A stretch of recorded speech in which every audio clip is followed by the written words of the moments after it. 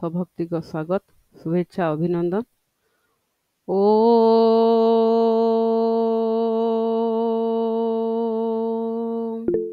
ओ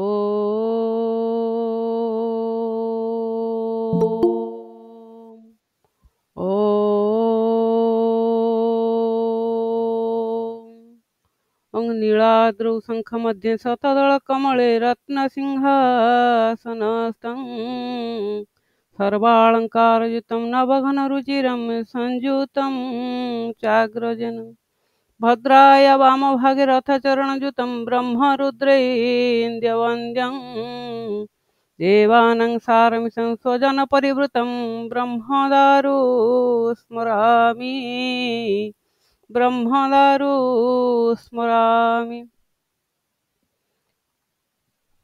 पारायण करने आम सहित उपस्थित अच्छा विशिष्ट ज्योतिर्विद पंडित श्रीजुक्त शक्तिपद मिश्र महाभाग। मुझे निवेदन करी आज स्कंद पुराण अष्टादश अध्याय को पारायण करने। सुस्वागत आज्ञा। ओम नमः भगवते पुरुषोत्तमाय। ओम नमः भगवते नंदनंदनाय।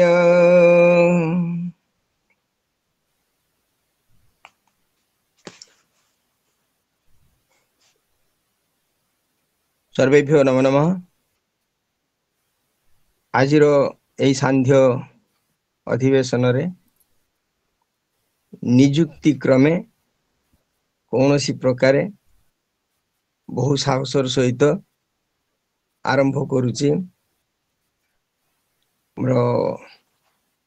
आलोच्य स्कंद पुराण अष्टादश अध्याय से क्रम रे। ओम नीलाचलेन्द्र निलयाय निराकुलाय निशेष शोक समनाय निरंजनाय नित्योदयाय निखिलाय निराश्रयाय तस्मै नमो भगवते पुरुषोत्तमाय।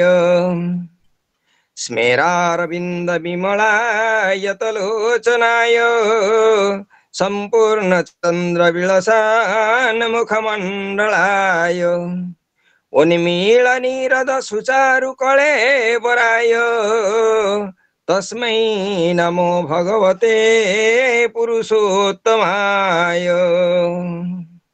तस्मै नमो भगवते पुरुषोत्तमाय। तस्मै नमो भगवते पुरुषोत्तमाय। ओम नारायणं नमस्कृत्य नरं चैव नरोत्तमं देवीं सरस्वतीं व्यासं ततो जयमुदीरयेत्। मूकं करोति वाचालं पङ्गुं लङ्घयते गिरिं यत्कृपातमहं वन्दे परमानन्दमाधव। उजं ब्रह्मा वरुणेन्द्र रुद्रमरुतस्तुन्नन्ति दिव्यैस्तवैः वेदैः साङ्गपदक्रमोपनिषदैः गायन्ति जं सामगाः। ध्यानावस्थित तद्गतेन मनसा पश्यन्ति जं योगिनः यस्यन्तं न विदुः सुराः सुरगणाः देवाय तस्मै नमः। अथ अष्टादश अध्याय।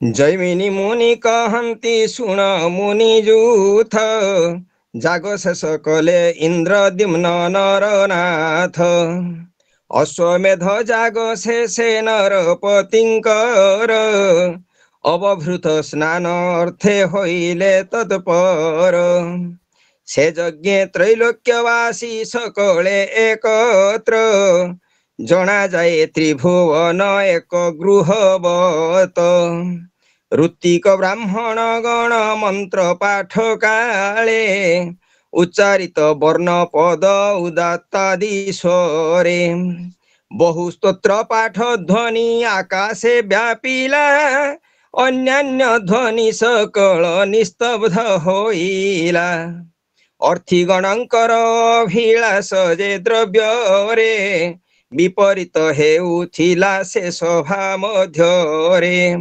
ସ୍ତୁତି ପାଠକ ନର୍ତ୍ତକ ନଟଗଣଙ୍କର ଅଭିଳାଷ ପୂର୍ଣ୍ଣ କରେ ସେ ସଭା ସତ୍ୱର ଅବଭୃତ ସ୍ନାନ ଅର୍ଥେ ବିଲେଶ୍ୱରଙ୍କର ସମୀପେ ନିଯୁକ୍ତ ଥିଲେ ସେବକ ସକଳ ସେମାନେ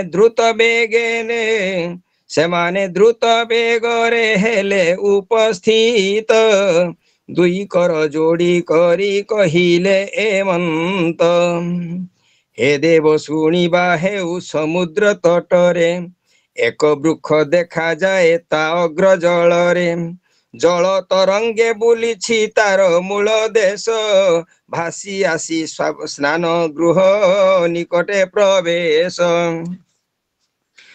तार सर्व अवयव दिशे रक्तवर्ण शंख चक्र चिन्ह सर्वगात्रे विद्यमान से वृक्ष अद्भुत बोली करुअछु ज्ञान तार आराम राजन करंतु संधान से वृक्ष तेजरे सिंधु तट आलोकित जैसने नव सूर्य की होइछि उदित से वृक्ष गंधरे हुए स्थान आमोदित साधारण वृक्ष नुहे आहे नरनाथ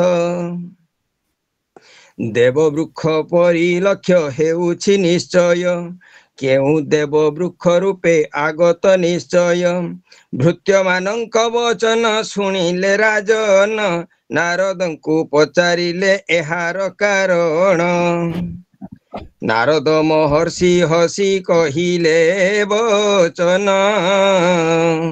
शीघ्र पूर्णाहुति दान करंतु राजन तुम्भर सौभाग्य काल हेला उपस्थित स्वप्न रे जे विष्णु मूर्ति करिब साक्षात जाहांक अंगरु रम होइले स्खलित तरु रूप धरी शोभा पाउछि एमंत भक्त वत्सल माधव स्थान रूप हेले अंशावतार स्वरूपे जात पृथ्वी रे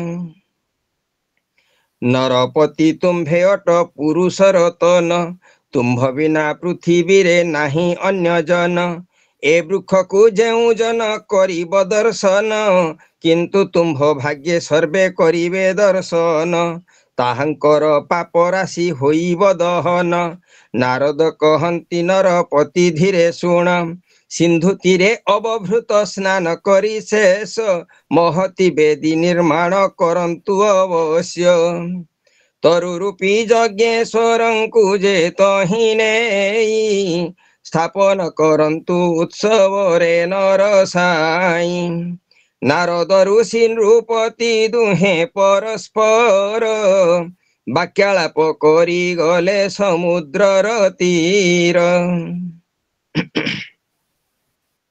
वृक्षरूपी माधवंकु करिबे दर्शन महासमारोहे कले उत्सव विधान समुद्र तीर रे जाई उपस्थित हेले दारु रूपी ब्रह्मंकु जे दर्शन करिले दुहे जीवन मुक्त जन्म सार्थक मणिले आनंद सागरे राजा निमज्जित हेले स्वप्न काले चतुर्भुज मूर्ति दर्शन करिथिले जेउ परी राजा इंद्रद्युम्न चतुर्भुज तुल्य चतुशाखा समन्वित वृक्षराज को दर्शन करी हेले तृप्त निजर जे परिश्रम सफल मणिले माधवंकु न देखिवा दुख दूर कले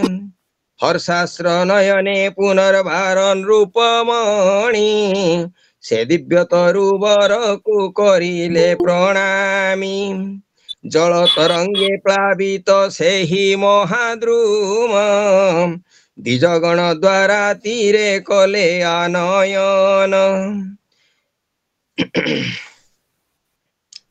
ଏ ସମୟେ ଶଙ୍ଖ ଘଣ୍ଟା ମୁରୁଜ କାହାଳ ପଟଜ ଆଦି ଯେ ବାଦ୍ୟ ବାଜିଲା ସକଳ। ଗାୟକ ଗଣ କରିଲେ ହରି ସଂକୀର୍ତ୍ତନ ଆନନ୍ଦରେ ଜୟ ଶବ୍ଦ କଲେ ଉଚ୍ଚାରଣ।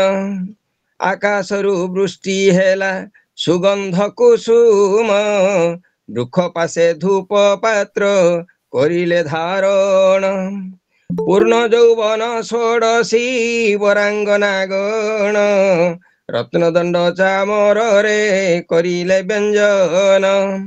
ପଟ ବସ୍ତ୍ରରେ ନିର୍ମିତ ପତାକା ସମୂହ ତରୁରାଜ ଶୋଭା ବୃଦ୍ଧି କଲା ଅତିଶୟ। ଗଜ ପଦାତିରେ ଚାରି ଦିଗ ପୂର୍ଣ୍ଣ ବନ୍ଦନା କରୁଅଛନ୍ତି ତହିଁ ବନ୍ଦୀଗଣ। ମହର୍ଷି ଋତିଜ ବିପ୍ର ପଣ୍ଡିତ ବ୍ରାହ୍ମଣ ନାନାବିଧ ସ୍ତବ ପାଠ କଲେ ତତକ୍ଷଣ।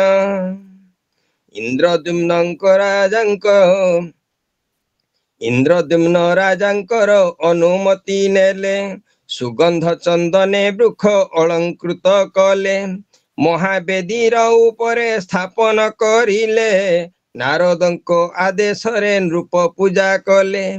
ପୂଜା ଶେଷେ ମୁନିଙ୍କୁ ଯେ ରାଜା ପଚାରିଲେ ବିଷ୍ଣୁ ପ୍ରତିମା ଗଠନ ହେବ କି ପ୍ରକାରେ? କେଉଁ ବ୍ୟକ୍ତି ଏ ଦାରୁକୁ କରିବ ଗଠନ? ଏହା ଶୁଣି ମୁନିବର କହନ୍ତି ବଚନ। ସେହି ଜଗଦ୍ଗୁରୁଙ୍କର ଅତ୍ୟନ୍ତ ମହିମା ସର୍ବଲୋକାତୀତ ଚେଷ୍ଟା ବୁଦ୍ଧିର ଗମ୍ୟା। ନରନାଥ କେଉଁ ଜନ ହେବ ଅବଗତ ବ୍ରହ୍ମାଙ୍କ ମନରେ ସଦା ସଂଶୟ ଜାଗ୍ରତ। କେଉଁ ବ୍ୟକ୍ତି କି ପ୍ରକାରେ ପ୍ରତିମା ନିର୍ମାଣ କଲେ ସନ୍ତୋଷ ହଇବେ ପ୍ରଭୁ ନାରାୟଣ ପ୍ରଭୁ ନାରାୟଣ। ନାରଦ ନୃପତି ଦୁହେଁ ଏପରି ଭାବନା କଲା ବେଳେ ଆକାଶରୁ ବାଣୀ ହେଲା ଶୁଣା। ସେ ବାଣୀ ଶ୍ରବଣେ ସର୍ବେ ବିସ୍ମୟ ହୋଇଲେ ପରସ୍ପରରେ ବଚନ କୁହାକୁହି ହେଲେ। ମନୁଷ୍ୟ ଯେ କରି ନ ପାରିବ ପରିମାଣ ଅପୌରୁଷେୟ ଅଟନ୍ତି ପ୍ରଭୁ ଭଗବାନ। ନିଜର ଯେ ପ୍ରତିମୂର୍ତ୍ତି ହେବ କି ପ୍ରକାର ଏ ଦାରୁ ମଧ୍ୟରେ ଗୁପ୍ତ କରିଲେ ଶରୀର। ଏ ମହାବେଦୀରେ ହୋଇଛନ୍ତି ଅବତୀର୍ଣ୍ଣ ତୁମ୍ଭେ ମାନେ ଏହି ସ୍ଥାନେ ପଞ୍ଚଦଶ ଦିନ। ଅତି ଯତ୍ନେ ବେଦୀ ଗୃହ କରି ଆଚ୍ଛାଦିତ ଏ ବୃଦ୍ଧ ପୁରୁଷ ଶସ୍ତ୍ର ହସ୍ତେ ଉପସ୍ଥିତ। ଏ ବୃଦ୍ଧକୁ ବେଦୀ ଗୃହେ କରାଇ ପ୍ରବେଶ ଅତି ଯତ୍ନେ ଦ୍ୱାର ବନ୍ଦ କରନ୍ତୁ ନରେଶ। ଯେ କାଳେ ମୂର୍ତ୍ତି ଗଠନ ନିଷ୍ପନ୍ନ ନ ହେବ ସେ କାଳ ଯାଏ ବାହାରେ ବାଦ୍ୟ ବାଜୁଥିବ। ମୂର୍ତ୍ତି ଗଠନର ଶବ୍ଦ କର୍ଣ୍ଣରେ ଶୁଣିଲେ ସେହି ଜନ ବଧିରତା ହେବ ତତ୍କାଳେ। ଆବର ହୋଇବ ଅନ୍ଧ ନରକେ ନିବାସ ତାହାର ଅପତ୍ୟ ନାଶ ହୋଇବ ଅବଶ୍ୟ। ଗଠନ ଗୃହେ ପ୍ରବେଶ କେହି ନ କରିବ ଗଠନ କାର୍ଯ୍ୟକୁ କେହି ନେତ୍ରେ ନ ଦେଖିବ। ଗଠନ ଗୃହେ ପ୍ରବେଶ କେହି ନ କରିବ ଗଠନ କାର୍ଯ୍ୟକୁ କେହି ନେତ୍ରେ ନ ଦେଖିବ। ଯେ ଜନ କାର୍ଯ୍ୟ ନିଯୁକ୍ତ ଥିବ ତାହା ଭିନ୍ନ ଯଦି କେହି ଅନ୍ୟ ଜନ କରିବ ଦର୍ଶନ ତେବେ ରାଜା ରାଜ୍ୟବାସୀ ଭୟେ ପ୍ରପୀଡ଼ିତ। ଯେ ଜନ ଦର୍ଶନକାରୀ ସେ ଅନ୍ଧ ହେବ ତ। ଅତଏବ ପ୍ରତିମୂର୍ତ୍ତି ନିର୍ମାଣ ସମ୍ପନ୍ନ ନହେବା ଯାଏ କଦାପି ନ କର ଦର୍ଶନ। ନରପତି ତୁମ୍ଭ କର୍ତ୍ତବ୍ୟରେ ଉପଦେଶ देवे स्वयं सनातन देव हृषिकेश सर्वलोक सुख कर से कार्य निश्चय संपादन करिबटी आहे महाशय नारद प्रभृति एहा श्रवण करिले स्वप्न विषय मन करुथिले ए समय उपस्थित से वृद्ध पुरुष नरपतिଙ୍କ निकटे होइले प्रवेश कहिले हे राजा स्वप्ने जे मूर्ति दर्शन करिथिले सेही मूर्ति करिबी निर्माण मनुष्यଙ୍କ प्रतारणा करिबा निमित्त बेदी मध्ये वृद्ध होई गले अंतर्हित स्कंद पुराण भकत स्कंद पुराण उकत उत्कल खंड रे अष्टादश छांद शेष उत्कल भाषा रे निराकार निरंजन निर्लेप निर्गुण सगुण रे दारु ब्रह्म रूपे विद्यमान नीलाचले प्रभु नित्य लीला विस्तारिबा भकत जनंकु तुम्हे मुक्त करी देव एथिरे जदि आपण दया सिंधु हेबे अभक्त जने संसारे आउ की करिबे दया सिंधुरु जे दया बिंदु करी दान अभक्त जनंकु कर परित्राण दया सिंधुरु जे दया बिंदु करी दान अभक्त जन मानंकु कर परित्राण दया निधि एहि नाम सार्थक होइब दया बिंदु हरिहर पाई धन्य हेब इति श्री स्कंद पुराणे उत्कल खंडे सहस्राश्वमेध जाग वर्णने इंद्रद्युम्न दारुमूर्ति आनयने नाम अष्टादश अध्यायः ततः भविष्यति ऊनविंशोऽध्यायस्य जैमिनी कहन्ति शुण सर्वमुनिगण प्रतिमा निर्माण अर्थे राजा इंद्रद्युम्न गठन गृहर द्वार आबद्ध करिले आकाशे बाग्देवी जेउ रूपे कहिथिले इत्यादि तः आरंभ भविष्यति तत्र पुनः श्री पुरुषोत्तमाय किंचिदपि परम ब्रह्म तस्मै श्री गुरवे नमः मन्माथ श्री जगन्नाथ मद्गुरु श्री जगत गुरु मदात्मा सर्वभूतात्मा तस्मै श्री गुरवे नमः हे नाथ करुणा सिंधु दीनबंधु जगतपते गोपेश गोपिका कांत राधा कांत नमस्तुते तप्त कांचन गौरंगी राधे वृंदावनेश्वरी वृषभानुसुते देवी प्रणमामि हरिप्रिये जद्दारु ब्रह्ममूर्ति प्रणवतनुधर सर्व वेदांत सारम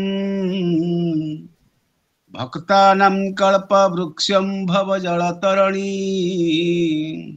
सर्वतत्त्वार्थ तत्त्व योगिनां हंस तत्त्व हरिहर निमित्तं श्रीपति वैष्णवानां शैवानां भैरवाख्यं पशुपतिरिति यथार्थ्य तत्त्व च शक्तिः बौद्धानां बुद्धरूपं वृषभर जातिवरम जैनस्थं सारम आदेवं पातु नित्यं कलिकुलगुहरं श्रीनीलाशैलाधिनाथम।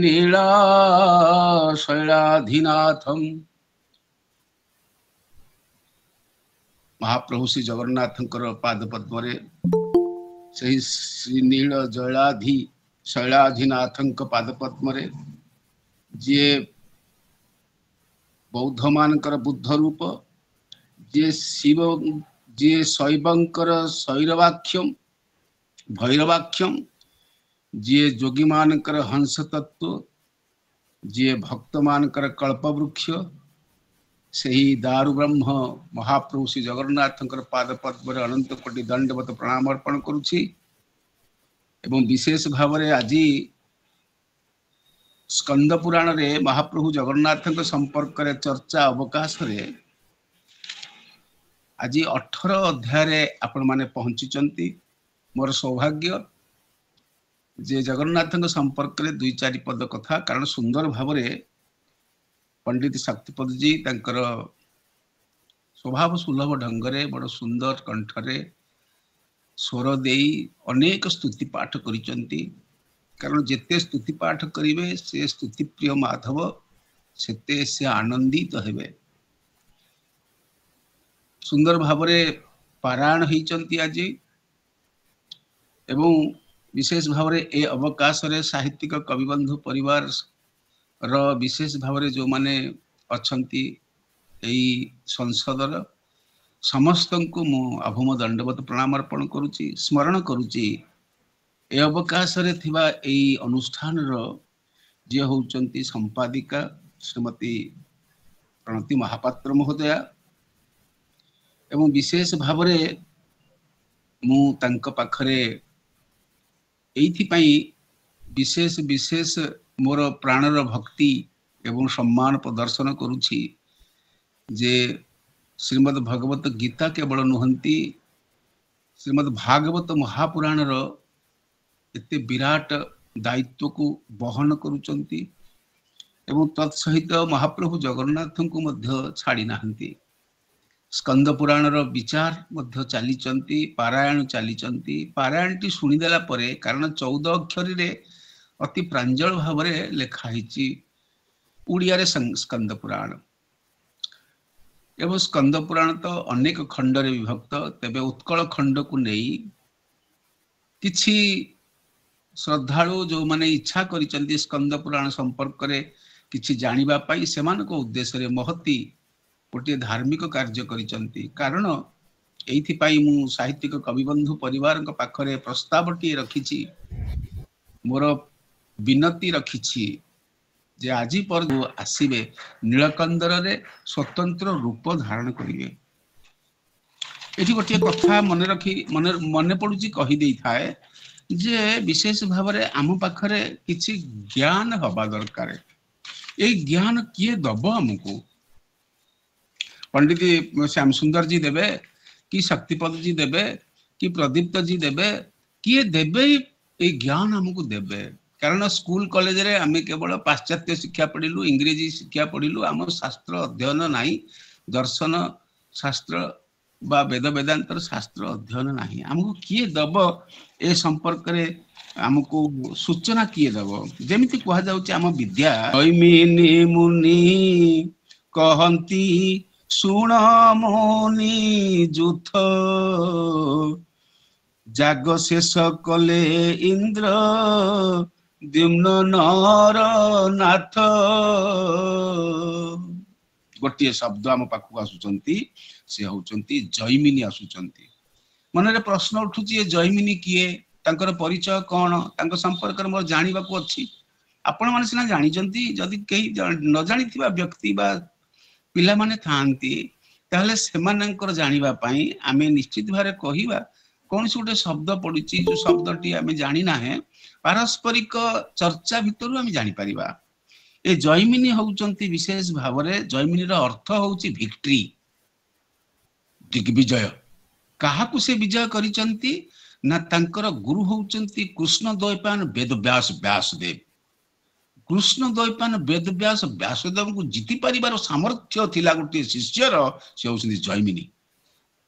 ଆଉ ଏ ଜୈମିନୀ ବିଶେଷ ଭାବରେ ଆମର ଯେତେ ଗୋଟିଏ ଅଛି ବେଦାନ୍ତର କକ୍ଷା ଅଛି, ସ୍କୁଲ୍ସ ଅଫ ଥଟ୍ସ ଅଛି, ମନେ କରାଯାଉ ତା ଭିତରେ ଅଧିକ ସମୟ ଯିବା ନାହିଁ, କିନ୍ତୁ ଦର୍ଶନ ଅଛି, ବୈଶେଷିକ ଦର୍ଶନ ହଉ, ନ୍ୟାୟ ଦର୍ଶନ ହଉ, ସାଂଖ୍ୟ ଦର୍ଶନ ହଉ, ଯୋଗ ଦର୍ଶନ ହଉ, ପୂର୍ବ ମୀମାଂସା ହଉ, ଉତ୍ତର ମୀମାଂସା ହଉ, 6ଟି ଭାଗ, 6ଟି ସ୍କୁଲ୍ସ ଅଫ ଥଟ୍ସ ଦର୍ଶନ ଶାସ୍ତ୍ରରୁ ବିଶେଷ ଭାବରେ ବେଦାନ୍ତ ମୀମାଂସାର ପୁରୋଧା ହଉଛନ୍ତି କୃଷ୍ଣ ଦ୍ୱୈପାୟନ ବେଦବ୍ୟାସ। କିନ୍ତୁ ତାଙ୍କର ଶିଷ୍ୟ ଶିରୋମଣି ଜୈମିନୀ ହଉଛନ୍ତି ପୂର୍ବ ମୀମାଂସାର ହଉଛନ୍ତି ସେ ଦିଗ୍ଗଜ ମୀମାଂସାକାର।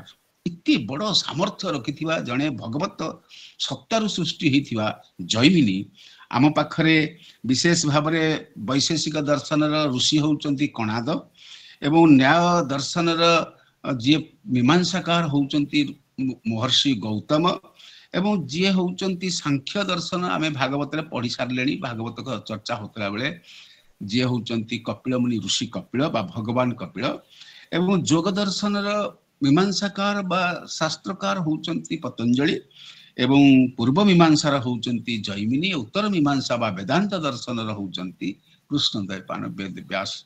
ଇଏ ଗୁରୁ ଶିଷ୍ୟ ସମ୍ପର୍କରେ ଆସୁଛନ୍ତି। ବ୍ୟାସଦେବଙ୍କର ପ୍ରଧାନ ଶିଷ୍ୟ, ତାଙ୍କର ଆହୁରି ଅନେକ ଶିଷ୍ୟ ଅଛନ୍ତି, ନିଶ୍ଚିତ ଭାବରେ ସ୍ମରଣ କରିବା ତାଙ୍କୁ, ଯେ ଯାହାକୁ ଶୁକଙ୍କୁ କୁହନ୍ତୁ ବା ବୈଶମ୍ପାୟନଙ୍କୁ କୁହନ୍ତୁ ବା ସୁମନ୍ତଙ୍କୁ କୁହନ୍ତୁ ବା ପୈଳଙ୍କୁ କୁହନ୍ତୁ, ଏମାନେ ସମସ୍ତେ ଥିଲେ ମଧ୍ୟ ସମସ୍ତଙ୍କ ପାଖରେ ଅଗ୍ରଗଣ୍ୟ ଥିଲେ ଜୈମିନୀ। ଏ ଜୈମିନୀ ବିଶେଷ ଭାବରେ ସ୍କନ୍ଦ ପୁରାଣର ଏଇ ବ୍ୟାଖ୍ୟା ଉତ୍କଳ ଖଣ୍ଡର ବ୍ୟାଖ୍ୟା କରି କହୁଛନ୍ତି। କାହା ଆଗରେ କହୁଛନ୍ତି ନା ମୁନି ମାନଙ୍କୁ କହୁଛନ୍ତି। ଏଠି ଆଉ ଗୋଟିଏ ସୂଚନା ମଧ୍ୟ ମୁଁ ଦେଇପାରିବି, ଭାବୁଛି ଦେବି ବୋଲି, ଯେ ବିଶେଷ କରି ଆମ ପାଖରେ ଉତ୍କଳ ଖଣ୍ଡ ଯେତେବେଳେ ଆସୁଛନ୍ତି, ମହାପ୍ରଭୁ ଜଗନ୍ନାଥ ଆସିବେ, ପୁରୁଷୋତ୍ତମ କ୍ଷେତ୍ରରେ ଆବିର୍ଭୂତ ହେବେ, ସେତିକିବେଳେ 4 ଜଣ ଋଷିଙ୍କ କଥା ସ୍ମରଣ କରାଯାଏ। ଜଣେ ହଉଛନ୍ତି ଅଙ୍ଗିରା ଋଷି, ଜଣେ ହଉଛନ୍ତି ଭୃଗୁ ଋଷି, ଜଣେ ହଉଛନ୍ତି ମାର୍କଣ୍ଡ ଋଷି, ଆଉ ଜଣେ ହଉଛନ୍ତି ପଣ୍ଡୁ ଋଷି। ଏଭଳି 4 ଜଣ ଋଷିଙ୍କ କଥା ମଧ୍ୟ ଆମ ସାମ୍ନାକୁ ଆସନ୍ତି। ଯେତେବେଳେ ଏଇ ପୁରୁଷୋତ୍ତମ କ୍ଷେତ୍ରରେ କେହି ନଥିଲେ, ରୁଦ୍ର ଭଗବାନ ଆସୁଛନ୍ତି, ମା ବିମଳା ଆସୁଛନ୍ତି ତାଙ୍କ ସଖୀ ମାନଙ୍କ ସହିତ, ଶକ୍ତି ମାନଙ୍କ ସହିତ। ସୁତରାଂ ଇଏ ଶାକ୍ତ କ୍ଷେତ୍ର, ଏଇ କ୍ଷେତ୍ରକୁ ଆସୁଛନ୍ତି, ଇଏ ହଉଛି ଶୈବ କ୍ଷେତ୍ର। ନିଜେ ଭଗବାନ ଜଗନ୍ନାଥ ହଉଛନ୍ତି ମହାକାଳ, ମହାରୁଦ୍ର, ଏବଂ ଅନ୍ୟ ପକ୍ଷରେ ଇଏ ହଉଛି ଋଷି କ୍ଷେତ୍ର। ପ୍ରଥମେ 4 ଜଣ ଋଷି ଆସୁଛନ୍ତି, ଜୈମିନୀ ଆବର 4 ଜଣ ଋଷି ଆସୁଛନ୍ତି, ସେ ହଉଛନ୍ତି ବିଶେଷ ଭାବରେ ଅଙ୍ଗିରା ଋଷି ଏବଂ ଭୃଗୁ ଋଷି, ମାର୍କଣ୍ଡ ଋଷି ଏବଂ କଣ୍ଡୁ ଋଷି। ଏ 4 ଋଷି ସମ୍ପର୍କରେ ଆଗକୁ ଆପଣମାନେ ଶୁଣିବେ ସେ ସମ୍ପର୍କରେ। ତେବେ ଭଗବାନଙ୍କର ଯେତେବେଳେ ଆସୁଛନ୍ତି, ଭଗବାନ ସ୍ୱୟଂ ଆସୁଛନ୍ତି, ସେତିକି ବେଳେ ଚତୁଃପାର୍ଶ୍ୱ ଆପଣ ଏଇ 18 ଅଧ୍ୟାୟର ଶେଷ ଆଡକୁ ସୁନ୍ଦର ଭାବରେ ପାରାୟଣ ହଉଥିଲା ବେଳେ ଶୁଣୁଥିଲେ, କିଭଳି କୀର୍ତ୍ତନ ହଉଛି, ନାଦ ହଉଛି। କାରଣ କିଏ ନା ସେ ଆସିବେ। ଭଗବାନଙ୍କର ବିଭିନ୍ନ ସମୟରେ ବିଭିନ୍ନ ଅଂଶ ନେଇକି ଆସିଛନ୍ତି ପୃଥିବୀ ପୃଷ୍ଠକୁ, ଆସିଛନ୍ତି ଏଠିକି ଅଂଶ ନେଇକିରି ଆସିଛନ୍ତି ଅଂଶାବତାର ଭାବରେ। କୋଉମାନେ ଆସିଛନ୍ତି? ଋଷିମାନେ ଆସିଛନ୍ତି, ସପ୍ତର୍ଷିମାନେ ଆସିଛନ୍ତି, ମରିଚି ଋଷି ଠାରୁ ଆରମ୍ଭ କରି ଆସିଛନ୍ତି। ଏମାନେ ଅଂଶାବତାର ଭାବରେ ଆସନ୍ତି। ବେଦବ୍ୟାସ ବ୍ୟାସଦେବ ଯଦିଓ 24 ଅବତାର ଭିତରୁ ଅନ୍ୟ ଅବତାର, ଅଂଶାବତାର ଭାବରେ ଆସୁଛନ୍ତି ମଧ୍ୟ ସେମାନେ। କାହା କୋଉଠିକି ଆସୁଛନ୍ତି? ପୃଥିବୀ ପୃଷ୍ଠକୁ ଆସୁଛନ୍ତି। କାହା ବୋଲରେ ଆସୁଛନ୍ତି? ମହାପ୍ରଭୁ ଜଗନ୍ନାଥଙ୍କ ବୋଲରେ ଆସୁଛନ୍ତି। ଆମେ ସବୁ ତାଙ୍କୁ ଶୁଣିବା, ତାଙ୍କୁ ଦେଖିବା, ତାଙ୍କର କଥା ଶୁଣିଲେ ଆମର ମୁଖ୍ୟ ହବ। ଦାରୁ ମୂର୍ତ୍ତିକୁ ଦର୍ଶନ କଲେ, ଆଜି 18 ଅଧ୍ୟାୟରେ ଏଇ କଥା ହିଁ ଅଛି। ସେ ଦାରୁ ମୂର୍ତ୍ତି ଦର୍ଶନ କଲେ ନିଶ୍ଚିତ ଭାବରେ ମୁଖ୍ୟ ମିଳିବ ବା ଆମକୁ ଆନନ୍ଦ ମିଳିବ।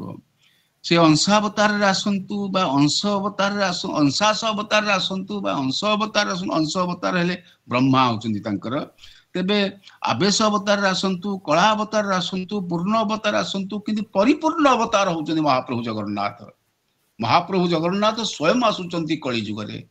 आज्ञा सत्य जुगरे, तृतीय जुगरे एवं कली एवं द्वापर जुगरे 4 3 2 दीदी 4 3 2 गला कली जुगरे एक पाद धर्म सत्य एठी आसुचंती जगन्नाथ एक आसुचंती। केते बड़ कथा एवं तांकु नेकरी आमे जानो शास्त्र भितर ये होचंती परिपूर्ण अवतार जे होचंती 32 लक्षण जुक्त आसीबे। आज से सूचना हबो आसंता 19 रे से प्रकट हेबे। तेबे से 32 लक्षण युक्त होचंती। पुणी मन रे प्रश्न आसे 32 लक्षण कोन आपण आसंता अध्याय रे 19 अध्याय ताकू सुनिबे 32 लक्षण संपर्क रे। एवं ये होचंती परिपूर्ण अवतार केवल नुहंती गोलकाधिपति समस्त देवतांकर अधिपति होचंती महाप्रभु जगन्नाथ। ये होचंती विशेष असंख्य ब्रह्मांडर मालिक। खाली ब्रह्मांडर मालिक नुहे, ब्रह्मांड माळ माळ होई तांकर जो लोमक ऊपर विराज होई श्रीमद् भागवत रे आमे जहा सुनिचे ये गोटे ब्रह्मांडर कथा। आमे तो आम घर कथा जानिने ब्रह्मांड कथा कोड जानिबा। आमे आम घर कथा जानिया पे आम पाखरे मगजरे बुद्धि नाही। आम भितरे त्याग मीमांसार प्रश्न हवा कथा, किंतु भोग सर्वस्व हेकि मनीष बंचिला से कौन करिवो शास्त्र को, से कौन कहिवो तार परिवार को, से कौन कहिवो तार उत्तर पीढ़ी को, से कौन कहिवो गर्भ भितर आसुथिबा मनीष को। यही कहा जाइछि विशेष भाव रे भगवान का संपर्क रे जहा को कहंती पॉजिटिव, जहा कहंती सकारात्मक, जहा कहंती नकारात्मक अच्छी अंधार अच्छी, किंतु सकारात्मक दिग को आसीबा को हबो। ये होचंती परिपूर्ण अवतार जे होचंती असंख्य ब्रह्मांडर मालिक, से होचंती महाप्रभु जगन्नाथ। एवं अन्य पक्षरे तांको आमे पुरुषोत्तम बोली कहउछ। उत्तम पुरुषोत्तम होचंती से। पुरुषर लक्षण कोन पुनी या संपर्क रे विशेष भाव रे 27 लक्षण अछंती। ए पुरुषर लक्षण तत्परे कहा जाइछि जहा को आमे कहू ये होचंती परमेश्वर सच्चिदानंद घन पुरुष। सत्य सत्य से चित्त एवं आनंद, चेतना एवं आनंद मूर्ति। आमे आनंद करि पारुछु तो। सुतरां आमे स्कंद पुराण 18 अध्याय रे जते बेले चर्चा को आसीबा, ए चर्चा को आसिला बेले आमे निश्चित भाव रे देखिबा जे कौन कहउचंती जयमिनी, कौन कहउचंती दिग्गज जे होउचंती कृष्ण द्वैपायन वेद व्यास व्यासदेव तांकर प्रिय शिष्य प्रथम शिष्य। तांक जेमिति महापुरुष अच्युतानंदंकर प्रिय शिष्य होउचंती रामदास। तांकर देखिबे 184,000 ग्रंथ भितरे वक्ता श्रोता वक्तव्य भितरे कहउचंती निराकार, शुणुचंती अच्युत एवं कहउचंती अच्युत शुणुचंती रामदास। एक कथा तो भागवत रे आपण चालीचंती, भागवत रे कहउचंती सुकमुनि कहउचंती, परीक्षित शुणुचंती। ता भितरे पुणी आहुरी 6टा उक्ति प्रत्युक्ति अछि। एबे आसीबा जयमिनी मुनि कहंती शुण मुनि जूथ। जूथ बोली कहले गोटिए मुनि नुहंती आज्ञा। एई क्षेत्र को आसीबे महाप्रभु जगन्नाथ। जगन्नाथ आसीबे बोली समस्त मुनि माने आसीचंती। आमे प्रथमे म कहली 4टी मुनि आसीचंती स्थान विशुद्ध करिबा पई। जो स्थान विशुद्ध स्थान विशुद्ध करिबा पई आसीचंती 4 ऋषि। 4 ऋषि ए पर्यंत अछंती जीवंत अवस्था रे सूक्ष्म सत्ता रे अछंती। जयमिनी कहउचंती मोर लो बैटरी हे गला। कहउचंती मुनि जुत्थं को कोन कहले ना जाग शेष कले इंद्रदुम्न नरनाथ। जते बेले शिप्रा नदी अतिक्रम करी उज्जयिनी रु आसुचंती लक्ष्मी नृसिंह को प्रणाम करी आदेश नहीं आसुचंती इंद्रदुम्न। शिप्रा नदी अतिक्रम करी चर्चिका माँ को दर्शन करी उत्कलेश्वर पाखरे पहुंचीचंती। कौटिना स्वर्णाद्री रे शुणितंती जो जो नीलमाधव को दर्शन करने आसी से नहांती उभान हो जाइछंती।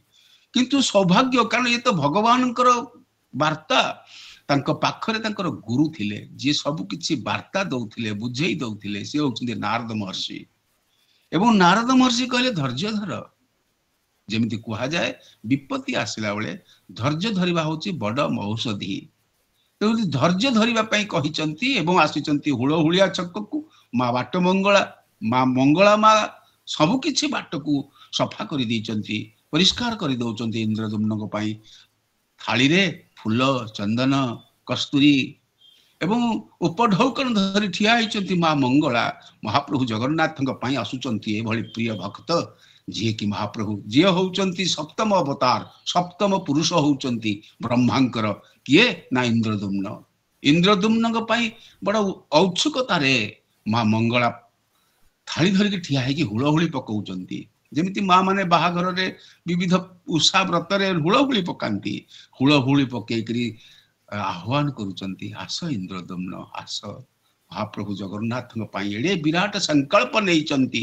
ଯେଭଳି ଅଷ୍ଟାଦଶ ପୁରାଣ, ଅଷ୍ଟାଦଶ ମହାପୁରାଣ ଅନୁବାଦ କରିବାର ସଂକଳ୍ପ ନିଆଯାଏ, ସେଇଭଳି ଭାବରେ ସଂକଳ୍ପ ନେଇକି ଆସିଛନ୍ତି ଇନ୍ଦ୍ରଦ୍ୟୁମ୍ନ। ସାଥିରେ ଆସିଛନ୍ତି ମା ଗୁଣ୍ଡିଚା, ପତ୍ନୀକୁ ସାଥିରେ ଧରିକି ଆସିଛନ୍ତି ଏବଂ କହିଛନ୍ତି ରାଜ୍ୟବାସୀଙ୍କୁ ତମେ ଯଦି ଆସିବ ଆସ, ମନା ନାହିଁ, କିନ୍ତୁ ଯେ ନ ଆସିବ ନାହିଁ ରାଜ୍ୟରେ ଥାଅ।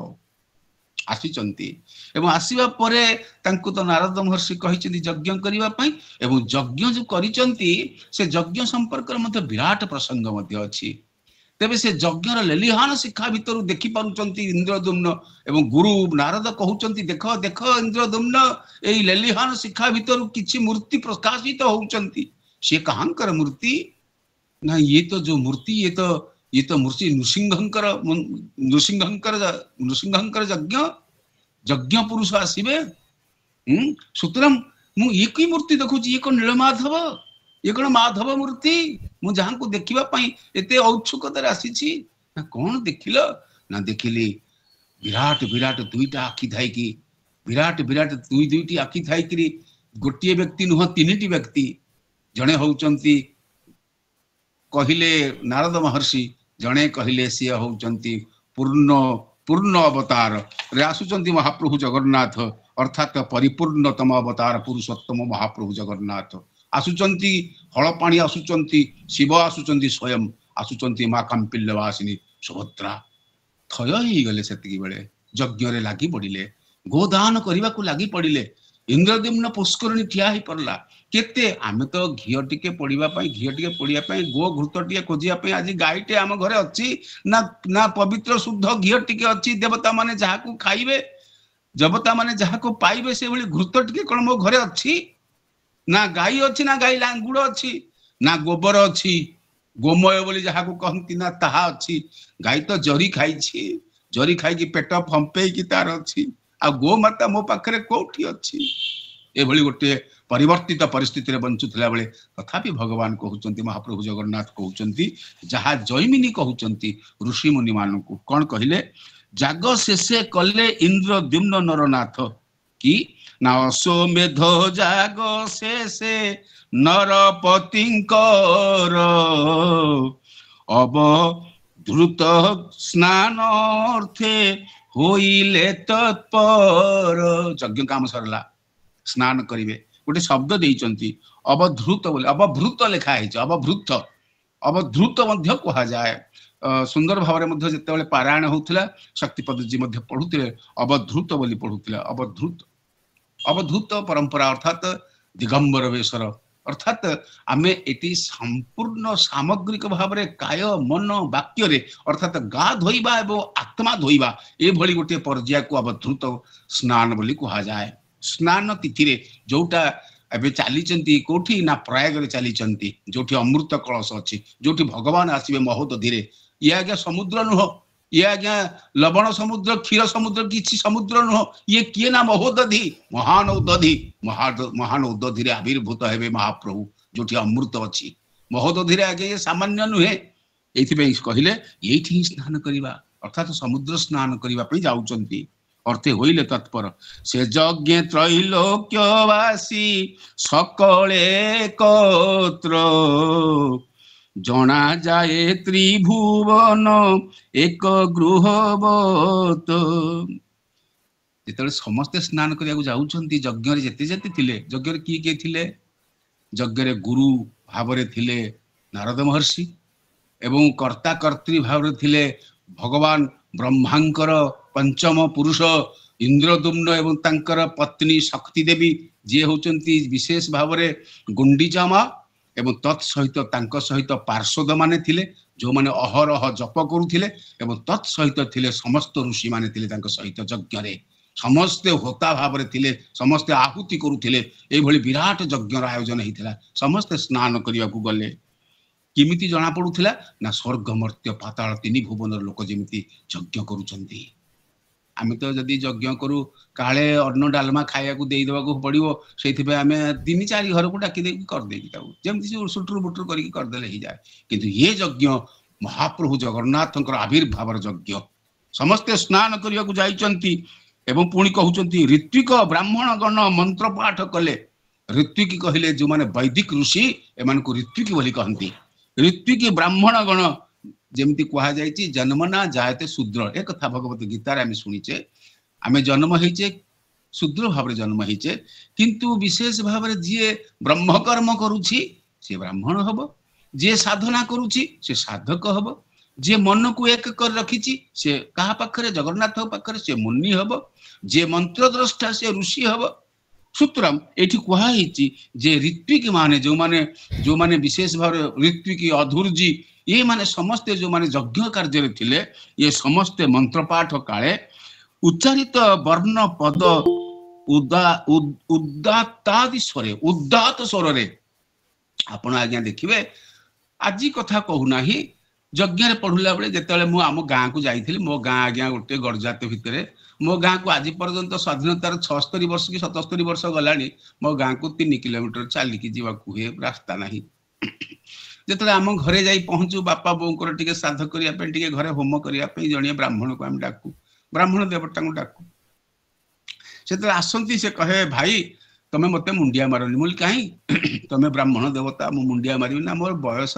20-21 वर्ष आपण 60 वर्ष एते कथा करूचंती मते मुंडिया मारी पुनी आंठू माडी करी मु कहली तू ब्राह्मण देवता ता कहले बोली बस पाणु तुम ब्राह्मण देवता प्रणाम करी ना मते गोटी हेले श्लोक आसेनी मो भूल धरिबेनी मुली काहे की ना मु जेते बेले तुम मुंडिया मारुच मु गोटे श्लोक कहूची बोली कहि दियो कोन श्लोक कहूच ना अकाल मृत्यु वरणम मु कहली कोन अकाल मृत्यु हरणम कह अकाल मृत्यु वरण अकाल मरित जीवी आम घरे यज्ञ करिवो कि होम करिवो कि ना हां हां हां ठीक अकाल हरण हेले ठीक बाबा वरण बोली मु तो समस्त गाँ सारा कही आसी गाँ सारा समस्त मरीगले रे पु सूत्रम कथाटी होची श्लोक को उदात स्वर रे जी पढ़ी जी जानी से श्लोक को अध्ययन करिछि कारण कहा जाए भगवत गीता बही की देखीदेले मुक्ति बही भगवत गीता धरी पकेले मध्य मुक्ति एवं पढ़ीदेले मध्य मुक्ति जानिदेले तो परम मुक्ति सूत्रम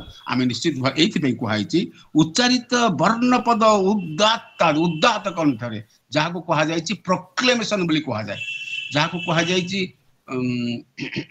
कहा जाए उदात कंठ बोली कहा माने उच्च कंठ बोली कहुई समस्ते पाठ करुचंती आमे कहबा जे आज्ञा आपण पाखरे शक्ति थिले सिना आपण उदात कंठ हेबे ऋषि मुनि मानक पाखरे शक्ति माने से माने कोन भात डाली तकारी खाउथिले कि नाही आज्ञा से कौन खाऊले ना भगवान आसवे बोली जो अमृत जमी पान करुँच भात डाली तरकारी कथा प्रश्न उठूना से पवन पाई वायु पाँच से कहले बाहर जी अच्छी पवन आम भीतर को जी जाऊँ सी हूँ प्राण वायु आम प्राण वायु खाइचु अर्थात प्रत्येक मनीष न खाइले मरबनी आज्ञा किंतु ऋषि मुनि माने उदात कंठरे गान करुँच किभली ना तीन पुर प्रकंपित होउची बहु स्तोत्र पाठ ध्वनि आकाशे व्यापीला अन्यान्य ध्वनि सकल निस्तब्ध होइला आपण गोटे जगह यज्ञ करुचंती जदि यज्ञ रे जे होउचंती ऋत्विकाचार्य आ से जते बेले तांकर उदात कंठरे श्लोक पाठ करिवे सेतिके बेले जदि चढ़ईटे बोबई दउची जदि आउ के कोन भो भो कर दउची स्वनटीए बा आउ किछि शब्द आसी से किछि पसिबनी भीतर को ए कथा कहउचंती माने अन्यान्य ध्वनि आसु नाही से स्थान को यज्ञ स्थान को आउ अर्थी गणंकर अभिलाष जे द्रव्य रे विपरीत हेउथिला से सभा मध्य रे आपण जदि जानिकरी आपण जदि जानिचंती मु जगन्नाथ मंदिर को जिबिनी आपण आज्ञा जाई परिबेनी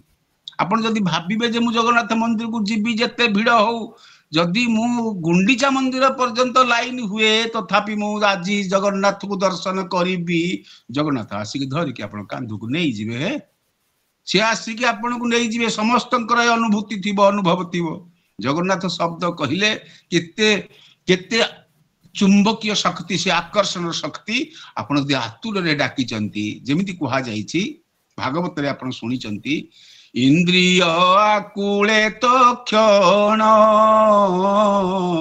डाकिला रख